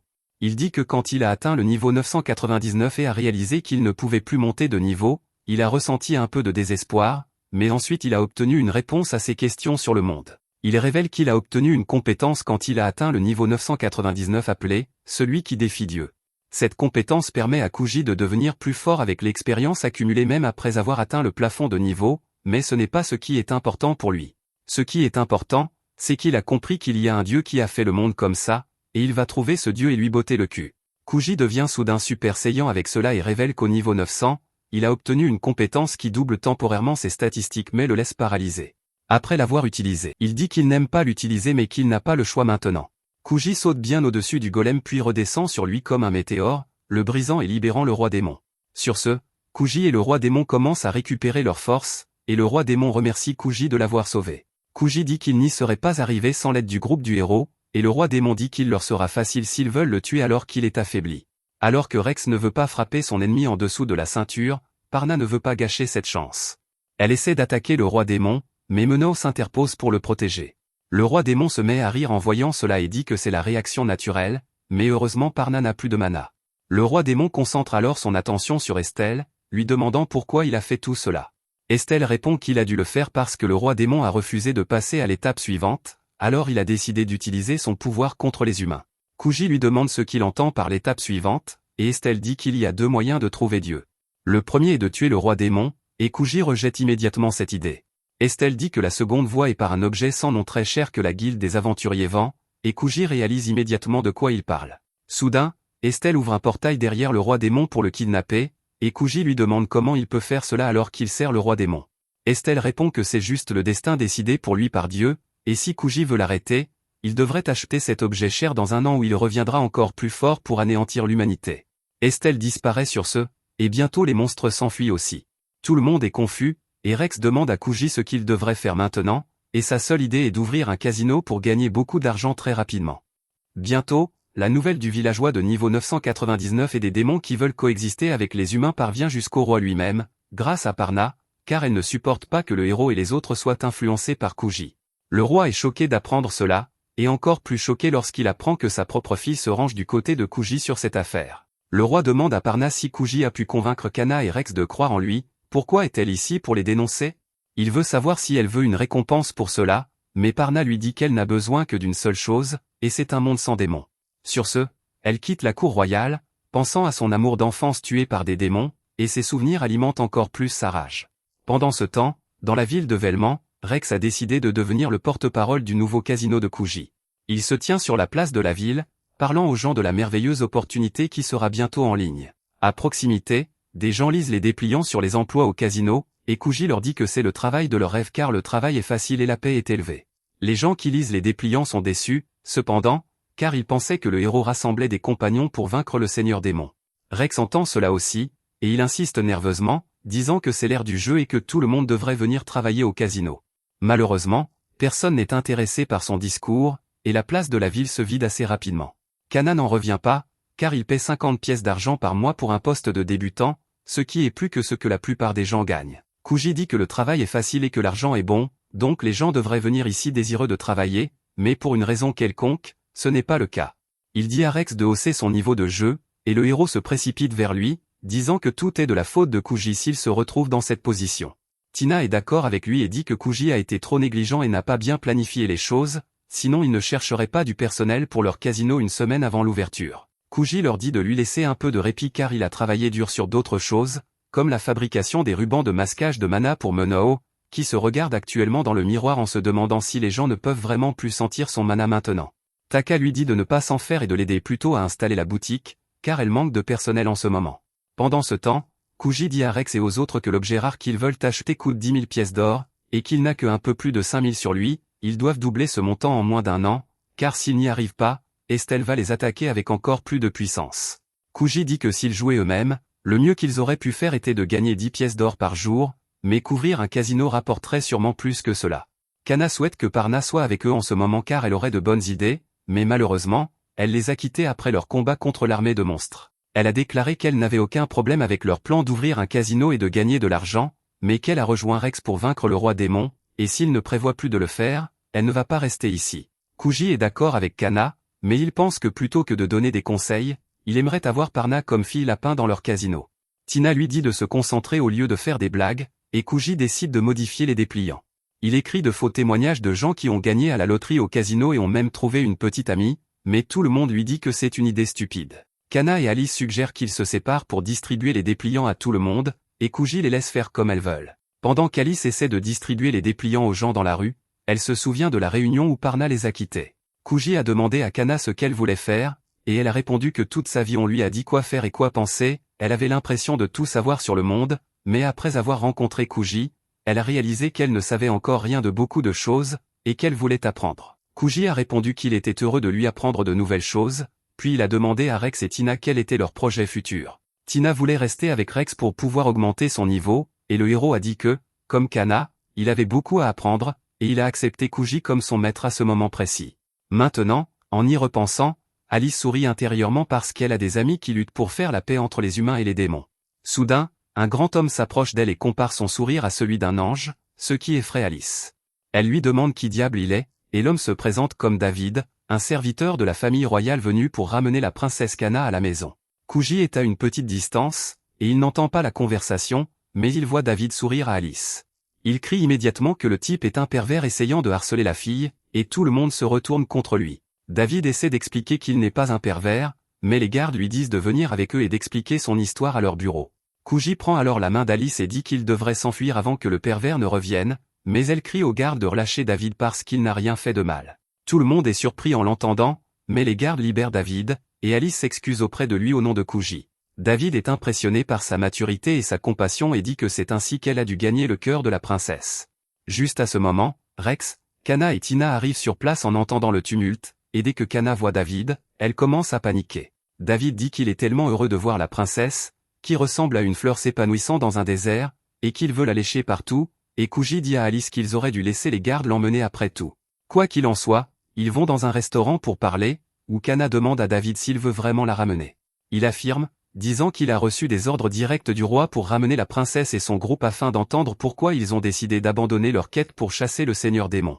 David dit que le roi est déjà au courant du villageois qui a changé d'avis et de la princesse démon, mais qu'il veut entendre les choses par lui-même. Kana refuse de rentrer, disant qu'elle travaille encore dur avec Rex et Tina pour vaincre les monstres et devenir plus forte. Elle déclare qu'elle a toujours l'intention de faire son devoir de sage pour protéger l'humanité, et pour cela, elle doit rester ici et apprendre de Kuji. David loue sa détermination à faire de son mieux dans n'importe quelle situation, puis se tourne vers Kuji.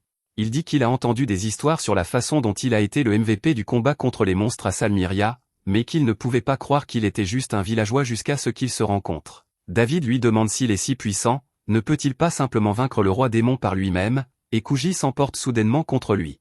Il dit qu'un villageois ne peut pas se comparer à quelqu'un comme le roi démon, il affirme qu'il a gagné le combat contre Estelle grâce à des potions et à l'aide de ses amis, mais que s'il affrontait le roi démon, il serait cuit. Kuji déclare qu'il veut vaincre le roi démon autant que n'importe qui, et c'est pour cela qu'il aide Rex et les autres à s'entraîner, et David achète cette histoire. Il dit que s'ils ne veulent pas venir à la capitale, il a ordre de rester ici et de les surveiller. Tout le monde est un peu mal à l'aise à l'idée d'être sous surveillance à partir de maintenant, mais ils n'ont pas le choix. David demande ensuite à Kuji s'il cherchait des travailleurs, et une fois qu'il lit les dépliants, il lui demande de lui confier cette affaire. Le lendemain, une foule immense se présente pour s'inscrire à un emploi au casino parce que David a apporté quelques ajustements aux dépliants, mettant en avant des horaires de travail flexibles et la sécurité de l'emploi. Juste à ce moment, Taka vient parler à Kuji, et il la présente à David. Taka tombe immédiatement sous le charme de l'homme moustachu, mature et compétent, mais pendant qu'il parle, Kuji va voir Rex et lui dit de garder un œil sur David, il croit que David n'est pas ici seulement pour s'occuper de la princesse et qu'il peut avoir des motifs cachés. Rex a du mal à le croire car David sert la famille royale depuis des décennies et il tient vraiment à Kana, mais il s'avère qu'il pourrait quand même avoir un agenda secret.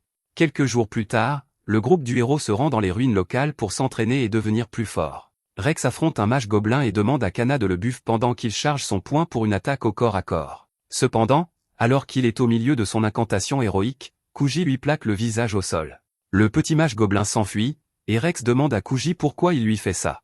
Kuji lui dit que s'il utilise des buffs pour combattre un monstre aussi faible, l'entraînement ne sera pas fructueux. Rex dit que le monstre était de niveau 103 et qu'il est encore au niveau 91, donc il gagnerait de l'expérience en le battant. Kuji lui dit que plus la difficulté du combat est élevée, plus il gagnera d'expérience. Kuji commence alors à faire un cours au groupe du héros sur l'exploitation de l'expérience et la montée de niveau pendant que David reste là pour les observer. Il dit que les gens peuvent gagner de l'expérience en combattant des monstres qui sont soit d'un niveau supérieur, soit qui ont des statistiques supérieures aux leurs, plus la différence entre eux est grande, plus ils gagnent d'expérience et plus ils montent de niveau rapidement. Rex répond qu'il le savait déjà, mais qu'il ne l'avait jamais intériorisé. Kuji leur dit de se battre en situation de désavantage, et s'ils sont jamais en danger, il est là pour les sauver. Après cela, Kuji dit que puisqu'il est un villageois, ses statistiques de base sont vraiment faibles, cependant, Rex est un héros et ses statistiques de base sont plus élevées que toute autre classe de travail, ce qui signifie qu'il peut devenir plus fort que n'importe qui d'autre. Motivé par ce discours, Rex s'élance et donne un coup de poing au mage gobelin, mais ne fait que l'énerver au lieu de lui faire des dégâts. Le mage met le feu à sa tête, et Kana le sauve de devenir Ghost-Ridé en lui versant de l'eau sur la tête. Alice lui donne une potion, et Rex se relève pour un deuxième round avec un afro. Kuji lui dit qu'il ne peut pas encore battre les monstres d'un seul coup, donc il doit continuer d'essayer. Eh bien, Rex essaie et se fait encore renverser, cette fois avec une coiffure hérissée. Kana le soigne tout en demandant à Kuji s'il est sûr qu'elle doit se concentrer sur les soins et non sur le combat. Il confirme, disant que puisqu'elle n'a pas encore de mal à gagner des niveaux, elle doit améliorer ses compétences de soins.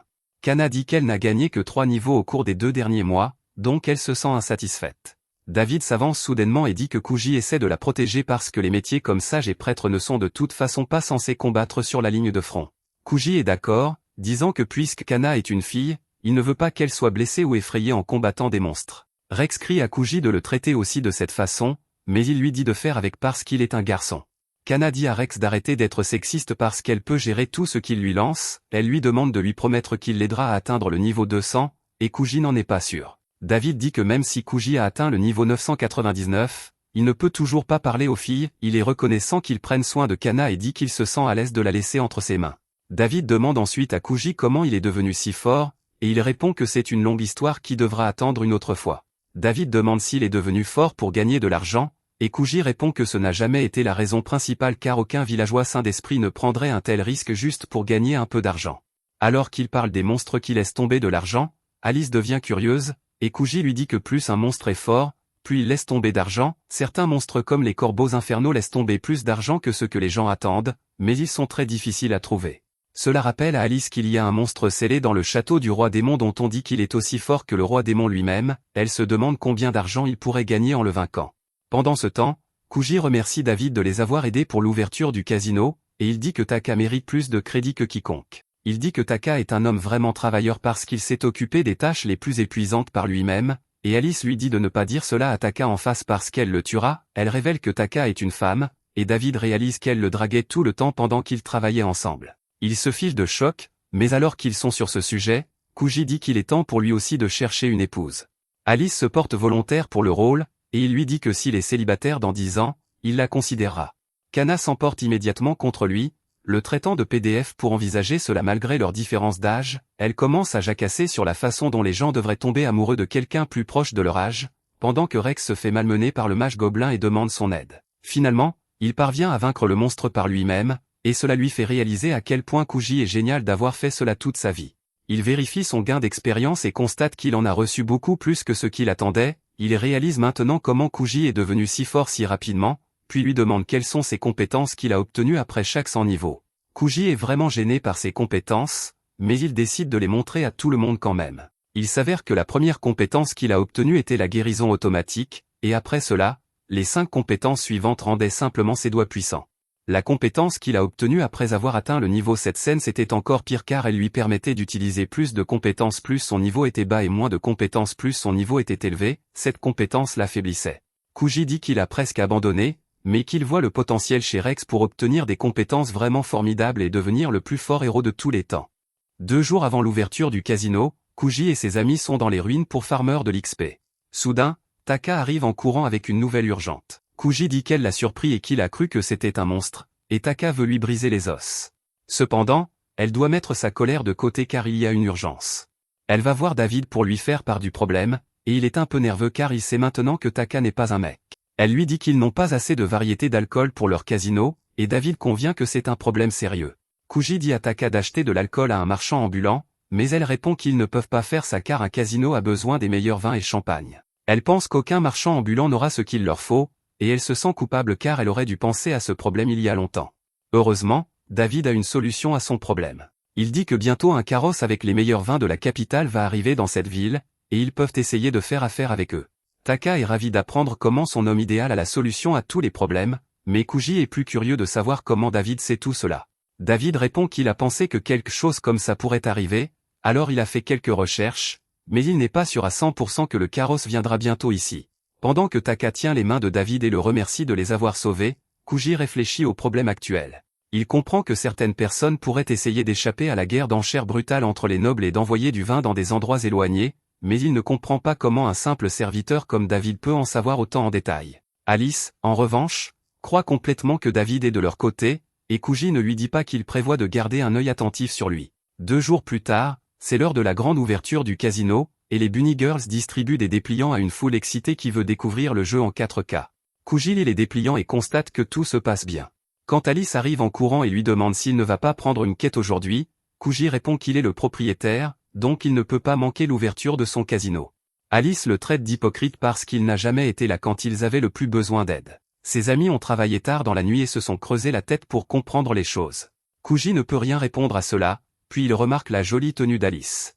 Elle rougit en lui disant que Taka et Kena l'ont habillée. Kuji lui dit qu'elle est mignonne et lui tend ensuite une peluche juste parce qu'elle est mignonne. Sur ce, Kuji et Alice entrent dans le casino et constatent qu'ils ont déjà beaucoup de clients. Alice remarque Mono debout à une table, et elle l'appelle, mais au moment où il se retourne et montre à quel point il est devenu sans vie après avoir travaillé sans relâche tout ce temps, Kuji et Alice décident de le laisser tranquille. Après cela, il remarque Rex faisant le serveur et faisant tourner les têtes des dames, tandis que Tina est toute seule dans l'église à l'intérieur du casino. Ensuite, ils vont voir Taka, qui n'est pas à son poste car elle a une autre salle pour les clients au goût particulier. Quand Kuji ouvre la porte, il est choqué de voir un groupe de bodybuildés se déshabiller, et il ferme la porte avant qu'Alice ne puisse voir quoi que ce soit. Au bout d'un moment, tout le monde fait une pause, et Kuji va leur dire qu'ils font un travail splendide. Les filles l'ignorent et commencent à s'extasier sur le look mignon d'Alice, et elles ont d'autres tenues et accessoires prêts pour elles. Alice a peur d'elle à ce stade, et elle se cache derrière Kuji pour se protéger, tandis que David remarque que Kana a beaucoup changé. Avant, elle ne s'intéressait à rien sauf à vaincre les démons, mais maintenant elle s'amuse aussi. Kenna ne pense pas que ce soit le cas, mais Alice est d'accord avec David, disant que Kenna était très tendue avant, mais qu'elle ne l'est plus maintenant. Kenna est heureuse d'entendre cela, et David dit qu'elle a été changée par les personnes qu'elle a rencontrées au cours de son voyage. Taka profite de cette occasion pour draguer David et dit que le rencontrer l'a changé aussi. David trouve une excuse à propos d'une livraison et se précipite hors de la pièce. Alice remarque qu'il a laissé ses gants derrière lui dans la précipitation, et elle court après lui pour les lui rendre. Elle le trouve rapidement et court vers lui, mais trébuche sur une pierre. David court pour l'attraper, mais au moment où il la tient, le ruban autour de ses cornes se défait, et une fois que David voit ses cornes, son humeur change soudainement. Alice commence à paniquer car elle sent que c'est peut-être la fin pour elle, mais David lui demande calmement si Kuji lui a offert ses rubans. Elle confirme et le voit lui sourire. Il la soulève et attache les rubans autour de ses cornes, lui disant qu'elle est aussi charmante que Kenna à son âge. Alice ne comprend pas comment David peut être si calme après avoir découvert qu'elle est un démon, et il lui dit qu'il doit vraiment retourner au travail maintenant. Alice lui tend ses gants et essaie de lui demander de garder son secret, mais n'arrive pas à dire quoi que ce soit. Pendant ce temps, Kuji et les autres tiennent une réunion d'urgence, et Mono dit à Kuji qu'ils doivent faire quelque chose. Il convient qu'ils devront peut-être agir. Quand Alice revient dans la pièce, Mono lui prend la main et dit qu'ils doivent quitter cet endroit immédiatement, mais elle l'arrête parce qu'elle veut rester aux côtés de Kuji. Kuji dit à Mono de se calmer car Alice ne connaît pas encore la vérité, donc Mono explique que lorsqu'il est sorti pour prendre l'air, il a entendu David parler à un agent secret du roi et lui faire un rapport sur le comportement de Rex et Kenna. Kuji demande à Alice si elle pense aussi que David est un espion, et elle répond nerveusement qu'il ne lui semble pas être leur ennemi. Elle dit à Kuji que David a vu ses cornes à l'instant, et toute la pièce est remplie de panique. Cependant, Alice précise que David n'a rien dit à leur sujet et a plutôt attaché le ruban. Mono panique en entendant cela et dit qu'ils doivent partir immédiatement, mais Taka lui demande d'arrêter car partir si brusquement est plus suspect. Mono dit qu'ils ne peuvent pas attendre que David envoie un rapport au roi, mais Kuji pense qu'il pourrait les couvrir. Mono n'y croit pas du tout, mais Alice est convaincue que David n'est pas un méchant, et Kuji décide de suivre l'avis de la Loli. Il dit qu'ils vont tous surveiller David, et s'il les dénonce au roi, ils pourront s'occuper de lui plus tard. Mono lui dit que sa décision est stupide, mais Kuji dit qu'il fait confiance à Alice car cela fait partie de la coexistence entre les humains et les démons. Mono ne peut rien répondre à cela, et il est décidé qu'ils espionneront David, et Taka accepte volontiers cette tâche. La semaine passe sans aucun problème car David n'a pas encore dénoncé Alice, mais dans la capitale, Parna est toujours avide de vengeance. Elle visite la bibliothèque, ce qui lui rappelle des souvenirs très importants. Elle n'était qu'une enfant lorsqu'elle l'a visitée pour la première fois pour en apprendre davantage sur la magie, mais elle détestait lire des livres. Un nerd aux cheveux verts a rapidement compris cela et lui a demandé de lire son livre à la place. Parna ne savait pas qui il était, et le garçon s'est présenté comme Adal avant de lui dire qu'il avait aussi été amené à la bibliothèque contre son gré. Parna a alors ouvert son livre et y a trouvé de jolis croquis, ce qui lui a fait réaliser que la bibliothèque n'est pas seulement faite pour étudier la magie. Parna est devenu ami avec Adal, et ils ont commencé à se lier par leur désir de connaissance. Parna a découvert qu'Adal avait 2 ans de plus qu'elle et qu'il était un génie certifié avec une curiosité que la bibliothèque seule ne pouvait satisfaire. Il partait en expédition, et Parna le suivait. Bientôt, elle a commencé à l'appeler son professeur, et il lui a parlé de ses idéaux et de la façon dont il travaillait pour les atteindre. Cependant, ce fut aussi sa perte. Un jour, Adal a dit à Parna qu'il voulait un programme d'échange culturel avec les démons afin qu'ils puissent échanger des connaissances et rendre le monde meilleur ensemble. Parna lui a dit que ce n'était pas une bonne idée, mais Adal était convaincu que les démons sont comme les humains, alors elle l'a suivi comme toujours, et malgré quelques oppositions initiales, ils se sont peu à peu liés à un village de démons. Tout le monde là-bas a commencé à aimer Adal, et une fois qu'il a décidé qu'il en avait assez appris d'eux, il les a invités dans un village humain. Parna et les villageois ont été choqués d'entendre cela, mais Adal leur a promis que les humains ne leur feraient pas de mal. Le chef du village a décidé de lui faire confiance, et Adal était au sommet du monde. Il a choisi le village de Parna pour l'échange culturel car ils étaient près du village de démons et loin de la capitale. Cela signifiait qu'ils ne détestaient pas les démons autant que les autres, et tout le monde était excité par le projet de rêve d'Adal. Cependant, alors qu'Adal les amenait à l'entrée du village, les démons l'ont tué puis ont attaqué le village. Ils ont commencé à tuer les gens sans pitié, et Parna est resté figé sur place en voyant son professeur et son meilleur ami mourir sous ses yeux. Heureusement, un garde l'a mise en sécurité, et à ce moment-là, Parna a juré de détruire les démons qui avaient détruit son monde. Elle était impuissante et seule, mais quand elle a rencontré le héros et le sage, elle a vu une lueur d'espoir. Cependant, après que Kuji a changé leur avis et en a fait des sympathisants des démons, elle a commencé à le détester, et maintenant elle ne veut qu'une chose, l'écraser à tout prix. Pendant ce temps, Kuji se sent déjà écrasé par le fait qu'il ne gagne pas assez d'argent. Ils n'ont gagné que 15 pièces d'or au cours de la semaine écoulée car les roturiers ne jouent pas gros, et les nobles ne sont venus que le premier jour. Ils se sont plaints que l'endroit sentait le roturier et sont partis, ce qui énerve Kena, qui dit que les nobles ne font même pas de vrai travail. David est également d'accord avec elle, disant qu'il n'avait jamais pensé que les nobles haïssaient autant les roturiers. Kuji dit que c'est comme ça que les choses sont, et peut-être qu'il pourrait créer une salle VIP pour que les nobles puissent jouer. Il décide de chasser des monstres pour gagner un peu d'argent aussi, mais il ne sait pas où il peut trouver beaucoup de monstres. Rex dit qu'il devrait laisser Menao créer un tas de monstres, et Kuji dit qu'il y a déjà pensé, mais ils ont d'abord besoin d'un bloc d'apparition, et il est très difficile à localiser. En plus de cela, il se brise après avoir créé assez de monstres, et il faut beaucoup de temps pour charger suffisamment de mana pour créer des monstres. Cela rend le plan d'utiliser Menao comme générateur de monstres inefficace. Tout le monde convient qu'ils doivent trouver un moyen de gagner plus d'argent bientôt. Quand Alice murmure un plan à l'oreille de Kuji, elle lui demande s'il a entendu parler du dragon noir, et il répond qu'il sait que c'est le monstre le plus puissant du monde, aussi fort que le roi démon. Elle demande combien d'argent il pourrait gagner en le vainquant, et Kuji sait seulement que ce sera beaucoup. Cependant, il pense que le dragon noir n'est qu'un mythe et n'existe pas en réalité. Alice dit qu'elle sait qu'il est réel, mais que Menao pourrait peut-être lui indiquer son emplacement, alors Kuji va parler à Menao, qui lui dit qu'il est stupide de s'attaquer au dragon noir. Pour commencer, il est au niveau 500, mais ses statistiques de base sont incroyablement élevées. En plus de cela, les monstres ont des capacités uniques, et même le roi démon n'était pas assez confiant pour dire qu'il pourrait battre le dragon noir. Menao dit que le roi démon a averti les autres démons de rester loin du monstre le plus puissant du monde, et Kuji est surpris d'entendre cela. Il dit qu'ils doivent gagner 5000 pièces d'or bientôt, et il a pensé que vaincre le dragon noir accélérerait beaucoup leur progression. Eh bien, Menao sait que Kuji fait tout cela pour sauver le roi démon, alors il se porte volontaire pour l'accompagner pour combattre le dragon noir car il est le seul à connaître son emplacement. Kuji sait qu'Alice voudra se joindre à eux, et il a raison dès qu'il révèle son plan à ses amis. Tous les autres veulent aussi l'accompagner pour s'entraîner, mais Kuji dit que seulement lui et Menao iront car Menao est le deuxième plus fort ici. Tout le monde est déçu en entendant cela, mais Kuji réconforte Alice, lui disant que le casino est aussi très important et qu'elle devrait faire de son mieux ici. Bientôt, Kuji et Menao se préparent à partir, et Tina continue de remplir leur sac jusqu'au dernier moment. Kuji l'éloigne et remercie ensuite ses amis de l'avoir accompagné. Il leur demande de s'occuper du casino, et David répond qu'il gérera les choses en son absence. Kuji le remercie et lui demande de s'occuper aussi d'Alice car cela lui prendra au moins un mois pour aller voir le dragon noir et revenir à la maison.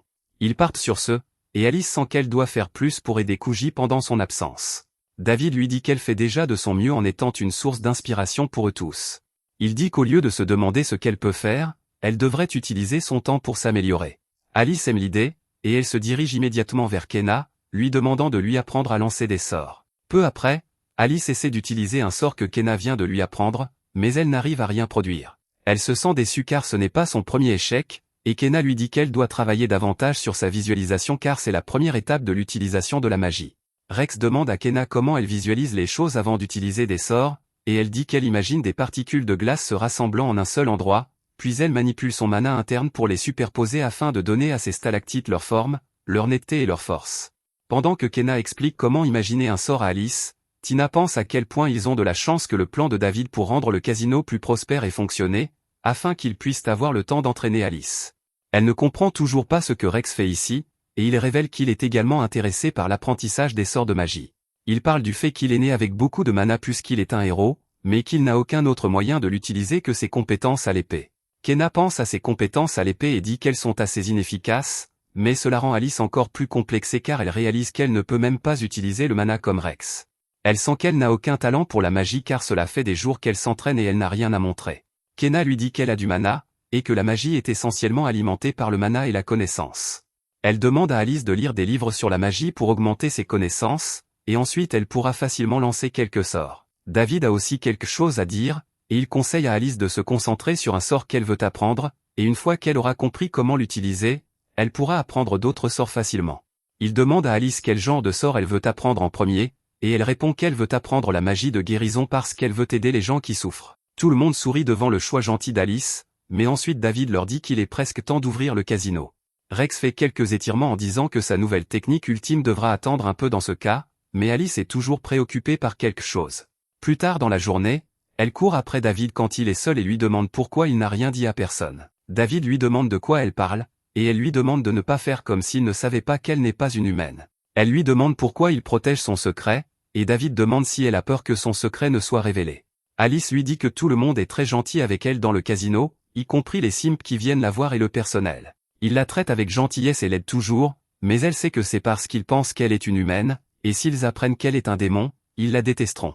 David répond qu'il a pensé la même chose quand il a découvert son secret, mais il savait déjà à ce moment-là qu'elle était une bonne personne, et être un démon était juste sa nature. Il dit à Alice qu'il ne la déteste pas du tout et lui tapote l'épaule, disant que Kenna la considère comme une amie, ce qui est une raison de plus pour qu'il pense du bien d'elle. David dit que peu importe qu'Alice soit humaine ou démon car elle est l'une des personnes les plus gentilles qu'il ait jamais rencontrées, et il veut qu'elle reste la même. Alice remercie David et lui dit qu'elle le considère aussi comme un ami. Elle part sur ce, mais dès qu'elle s'éloigne, le sourire gentil de David s'efface. Au même moment, Kuji et Meno se dirigent vers le château du Seigneur Démon dans un silence complet. Quand Kuji dit soudainement qu'ils ont un problème, Meno lui demande ce qui ne va pas, et Kuji crie que voyager avec lui est terriblement ennuyeux, et Meno n'est pas content d'entendre cela. Kuji dit que tout ce qu'il a dit est vrai car au cours des 10 derniers jours de voyage ensemble, ils n'ont pas dit plus que le strict minimum. Kuji souhaite avoir emmené Alice avec lui car au moins elle animerait les choses. Meno répond qu'il n'est pas un enfant, donc il n'a rien à dire ni rien à demander. Cela énerve Kuji, et il souhaite que Meno soit un peu plus immature. Quoi qu'il en soit, Kuji lui demande s'il est sûr qu'ils sont sur le bon chemin, et Meno répond que c'est ce qui était écrit dans les livres du château du Seigneur Démon, mais même le Seigneur Démon n'était jamais venu ici lui-même. Il dit que le roi démon sentait qu'il y avait quelque chose d'effrayant dans cette direction, et Estelle semblait aussi en être conscient. Kuji n'est pas satisfait de cette réponse car ils voyagent depuis des jours et n'ont trouvé aucun indice du dragon noir. Il a soudainement une idée et demande à Meno et s'il n'y avait pas d'entrée physique vers le dragon noir. Meno ne comprend pas, alors Kuji lui explique. Il dit que le dragon noir est considéré comme une bête mythique parce que personne ne l'a jamais vu à part la première personne qui l'a trouvé. Kuji pense que peut-être il y a une méthode spéciale pour atteindre le dragon, et que l'entrée n'est pas visible du tout. Meno dit que l'entrée pourrait être souterraine, et Kuji aime l'idée. Il dit que puisque les livres disent que le dragon noir se trouve dans les parages, il devrait commencer à creuser, puis il se met à frapper le sol sans s'échauffer. Meno est consterné de voir Kuji creuser le sol à coups de poing, mais il décide finalement de se joindre à lui. Il se relaie, Kuji utilisant ses poings et Meno sa magie pour creuser plus profondément. La nuit, Meno trouve quelque chose d'intéressant et demande à Kuji de regarder. Un petit trou dans le sol se remplit instantanément, et Kuji est émerveillé de voir cela. Meno lui demande s'il a déjà vu quelque chose de semblable auparavant, et il répond par la négative, disant qu'il creusait des trous encore plus profonds dans cette même forêt pour chasser des monstres à l'époque, mais que rien de tel ne s'était jamais produit. Cela signifie qu'ils ont trouvé quelque chose de spécial, et Kuji décide de le trouver dès que possible. Il commence à marteler le sol de toutes ses forces, mais dès qu'il fait une pause, le trou se remplit instantanément. Kuji commence à en avoir marre, alors il décide de pousser plus loin, et Meno s'accroche à lui alors qu'il fracasse littéralement le socle rocheux. En quelques secondes de coups de poing, il tombe à travers le sol et se retrouve dans une pièce étrange. Le trou par lequel ils sont tombés se referme rapidement, et en regardant autour d'eux, Kuji et Meno conviennent que c'est un donjon. La grotte de pierre les mène à un couloir artificiel, et Meno demande à Kuji s'il pense que le dragon noir est devant. Eh bien, Kuji ne peut pas répondre à cette question car il est trop épuisé après avoir utilisé toute sa puissance, et il s'effondre plutôt sur le sol. Il commence à explorer le donjon une fois que Kuji est complètement rétabli, et après 6 jours, ils se sont habitués aux monstres humanoïdes violets qui apparaissent devant eux. Meno dit à Kuji de les vaincre, et il pose son sac en commençant à frapper les monstres à main nue. Il ne faut qu'un coup pour vaincre chaque monstre et les transformer en un tas de pièces, et Kuji demande à Meno quand il va l'aider dans un combat. Meno répond qu'il économise ses forces pour quand ils en auront le plus besoin, et même s'il aidait maintenant, il ne ferait que ralentir Kuji. Kuji est d'accord avec lui et commence à ramasser l'argent en remarquant que tous les monstres de ce donjon laissent tomber au moins 2 pièces d'argent, et qu'ils ont déjà gagné 280 pièces d'or au cours des 6 derniers jours. Mono souhaite que les monstres apparaissent à l'infini pour qu'ils puissent simplement farmer de l'or, mais ce n'est tout simplement pas possible. Ils continuent leur chemin sur ce, et Kuji remarque que ce donjon est très étrange car il n'a pas eu faim ni fatigue au cours des 6 derniers jours. Tout ce qu'ils ont devant eux est un couloir droit et des escaliers en colimaçon au bout du couloir qui les mène à un autre couloir allant dans la direction opposée. Les monstres n'apparaissent qu'à un endroit désigné sur le sol, et le reste du voyage se déroule sans problème. Kuji dit qu'ils ont dû couvrir déjà 100 étages, mais Mono dit qu'ils viennent d'atteindre le 90e étage. Kuji est surpris qu'il ait compté, et Mono répond qu'ils doivent recueillir toutes les informations possibles au cas où il reviendrait ici. Pendant ce temps, dans la ville, Alice a enfin appris la magie de guérison, et elle l'utilise sur des voyageurs blessés qui viennent à l'église chercher de l'aide. Ses amis sont là pour la soutenir, et Alice les remercie d'être toujours à ses côtés. Kena est fière d'Alice car elle a appris la magie de feu, la magie d'explosion et la magie de guérison en seulement 6 jours, tandis que Rex lutte pour apprendre son premier sort de magie car il essaie de l'utiliser de la même manière que ses compétences à l'épée. David dit à Alice de continuer à pratiquer sa magie de guérison car il y a beaucoup de gens qui en ont besoin, et à la fin de la journée, il emmène tout le monde dîner. Il dit que c'est lui qui invite, et Alice regarde immédiatement le menu et commande le hamburger steak. Kena et Tina commandent juste une salade car elles s'inquiètent de prendre du poids, et David dit qu'il veut juste leur offrir quelque chose de bon avant de partir. Alice est choquée d'apprendre qu'il s'en va, et David dit que ses devoirs ici seront bientôt terminés et qu'il retournera dans la capitale. Elle se sent triste en l'entendant, mais David promet qu'il viendra les aider quand il aura du temps libre. Juste à ce moment, Rex entre en courant dans le restaurant et dit aux filles qu'elles doivent quitter la ville immédiatement. Cependant, avant même qu'il ait eu le temps de s'expliquer, Parna arrive et lui dit qu'ils n'ont pas besoin d'aller nulle part parce qu'ils méritent un peu de repos après avoir travaillé dur toute la journée. Tout le monde est ravi de voir Parna sauf David, qui lui dit que cet endroit était sa mission. Elle s'en moque complètement, et juste à ce moment, Alice court pour la serrer dans ses bras. David lui dit d'arrêter, mais il est trop tard, car Alice serre Parna dans ses bras, qui arrache méchamment ses rubans dissimulateurs de mana. Tout le monde est choqué de voir cela, et alors que l'odeur du mana se répand dans le restaurant, tout le monde se tourne vers Alice. Ils la reconnaissent comme la fille du casino, et Alice commence à paniquer. Juste à ce moment, un groupe de soldats prend d'assaut l'endroit, mené par un homme aux cheveux verts qui dit à David qu'il ne peut plus se sortir de cette situation. Tina demande à Rex qui est le nouveau venu, et il explique que l'homme est le duc Remote, qui est essentiellement le bras droit du roi. Pendant ce temps, le duc dit à David qu'il est en sérieux ennui pour avoir menti dans ses rapports. Kena lui demande ce qui se passe, et David explique que Parna a informé le roi que Kuji travaillait avec des démons et qu'il avait influencé le groupe du héros pour qu'il se joigne à lui. Le roi n'a pas cru son histoire, alors il l'a envoyé ici pour enquêter et renvoyer des rapports. David demande à Remote ce qu'il a mis sur la piste concernant les rapports, et il répond que les rapports étaient tout à fait crédibles et qu'il faisait confiance à David en raison de son expérience. Cependant, il connaît Parna depuis longtemps, et quand elle a juré que des démons étaient impliqués dans l'affaire, il a dû venir voir les choses par lui-même. Il s'avère que Remote est le père d'Adal, le professeur de Parna, et elle a utilisé cette connexion pour l'amener ici. Remote demande à David s'il a une bonne raison d'avoir menti dans les rapports, car s'il peut le convaincre ici, il interviendra auprès du roi pour que sa punition soit légère. David ne s'inquiète pas pour lui-même, et il demande à Remote ce qu'il fera de Rex, Kena et Alice. Remote répond que le roi décidera du sort de sa fille et du héros, mais quant à la fille démon, il prévoit de l'utiliser comme appât pour attirer l'autre démon et les tuer tous les deux. Tout le monde est choqué d'entendre cela, et Rex demande à Parna pourquoi elle a fait ça alors qu'elle savait que les humains et les démons ne sont pas si différents.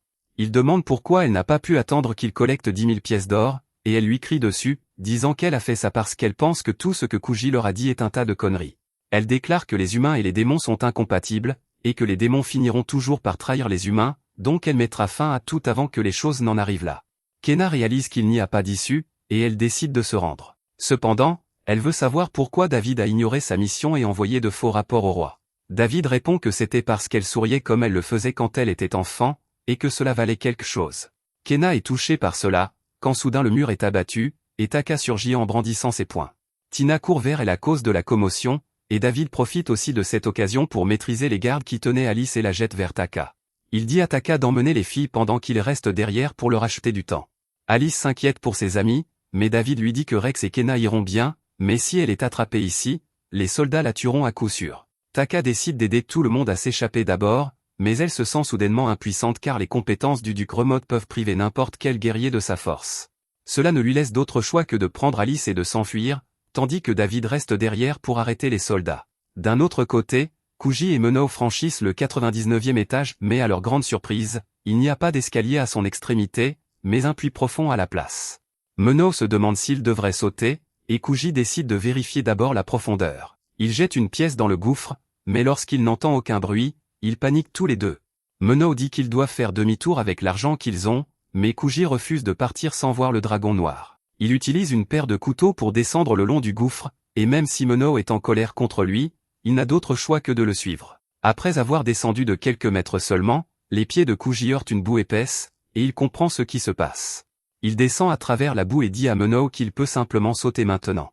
Menao décide de faire le saut de la foi, et quand il saute dans la boue, il en ressort sain et sauf de l'autre côté, où la pièce qu'ils ont jetée se trouve. Il réalise que cela doit être un mécanisme unique du donjon, mais il remarque ensuite Kuji fixant quelque chose dans le coin. Il décide d'aller voir ce que c'est, et à sa grande stupéfaction, c'est le dragon noir lui-même, et il est impressionné que les deux aient réussi à venir jusqu'ici. Le dragon noir dit à Koji et Menao qu'ils sont incroyablement courageux d'avoir sauté dans le gouffre sombre sans savoir quelle était sa profondeur ni où il les mènerait. Eh bien, Koji décide qu'il ne veut pas de l'aura qu'il n'a pas cultivée, alors il dit au dragon noir qu'ils ont utilisé des couteaux pour descendre le long de la paroi. Le dragon est perplexe en entendant cela, car il n'aurait pas dû être capable d'apporter des armes ici selon les règles du donjon. Koji interrompt ses pensées et demande au dragon s'il est un monstre, et il confirme, révélant qu'il est l'une des singularités du monde. Koji lui demande ce qu'est une singularité, et le dragon noir révèle que c'est le titre donné à ceux qui connaissent tout de ce monde et gèrent le fonctionnement du monde. Koji demande s'il est comme un dieu, et le dragon noir répond qu'il et Dieu sont des personnes différentes. Cela ne fait que confirmer la théorie de Koji selon laquelle il existe un dieu, et il est excité de voir ce qu'il peut découvrir d'autre. Le dragon noir voit son sourire confiant et lui demande s'il n'a pas peur de lui, et Koji répond qu'il ne craint personne qui sait parler. Il prétend qu'au lieu de se battre, ils peuvent se sortir de la plupart des situations en discutant, et le dragon dit que la plupart des gens qui viennent ici cherchent un combat. Il avertit Koji de faire attention, car il est plus fort que le seigneur démon, ce qui offense Menao. Le dragon le regarde et réalise qu'il est un démon, ce qui le déroute à nouveau, car il ne devrait pas être possible qu'un démon vienne ici. Menao n'entend pas cette partie et dit que le dragon ne peut pas être plus fort que le roi démon, car il n'émet même pas de mana. Le dragon répond que tout le donjon est imprégné de son mana, mais que des faibles comme lui ne peuvent même pas le percevoir. Il dit que seuls les démons qui ont assez de mana pour le repousser peuvent le sentir, et Menao réalise que seul le roi démon et Estelle remplissent ce critère actuellement. Quoi qu'il en soit, Koji interroge le dragon sur le fonctionnement du monde, et il répond qu'il s'agit de la production périodique de personnes vraiment fortes comme Koji. Il explique que cet endroit existe pour tester la force des gens qui peuvent l'atteindre, et habituellement les armes et les objets ne sont pas autorisés ici. Il déclare que de toute façon, Koji et Menao ont obtenu la moyenne, et il les félicite d'avoir vaincu le roi démon, car c'est une façon d'arriver ici. Menao ne comprend pas de quoi parle le dragon, mais Koji commence à assembler les pièces. Il demande au dragon noir s'ils arriveraient ici après avoir acheté l'objet à 10 000 pièces d'or, et le dragon confirme. Il dit que la force n'est pas la seule chose importante dans ce monde, et quiconque a l'intelligence et le charisme nécessaires pour rassembler assez d'argent est assez puissant pour changer le monde. Le dragon demande à Koji s'il est venu ici après avoir acheté cet objet, et il le nie. Il décide de suivre la voie de la mort du roi démon et empêche Menao de tout gâcher. Koji prétend avoir vaincu le roi démon d'un coup de poing surprise, et qu'il a pleuré comme un bébé avant de rendre l'âme. Le dragon trouve cela difficile à croire et demande à Koji pourquoi un démon travaille avec lui s'il a tué son roi. Koji dit qu'il a lavé le cerveau de Menao par la torture et la science, mais que ce n'était pas parfait, et qu'il était encore un fanbois du seigneur démon en l'attaquant. Menao est agacé par cette histoire ridicule, mais le dragon croit que Koji a tué le seigneur démon, car il a cessé de sentir son mana il y a 3 mois. C'est le même moment où Estelle a emmené le roi démon, et Koji se demande où le stratège a caché le roi démon pour que même le dragon noir ne puisse pas le sentir. Le dragon noir le félicite à nouveau et dit qu'en récompense, il exaucera un vœu, mais qu'après cela, il devra choisir l'une des 2 voies. La première voie est de quitter ce monde et d'évoluer vers l'étape suivante, mais il ne peut pas savoir ce qu'est l'ère suivante à moins de choisir cette voie. Le dragon dit que Koji devra livrer des batailles plus dures que tout ce qu'il a jamais affronté. Koji est intéressé par cette voie, car cela peut l'aider à comprendre pourquoi le monde fonctionne ainsi, mais il demande aussi au dragon quelle est la deuxième voie.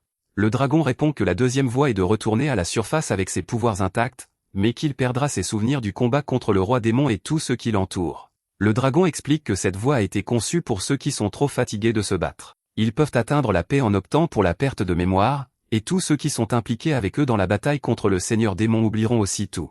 Koji est perplexe maintenant, et il dit au dragon que s'il perd la mémoire, rien ne garantit qu'il reviendra un jour ici.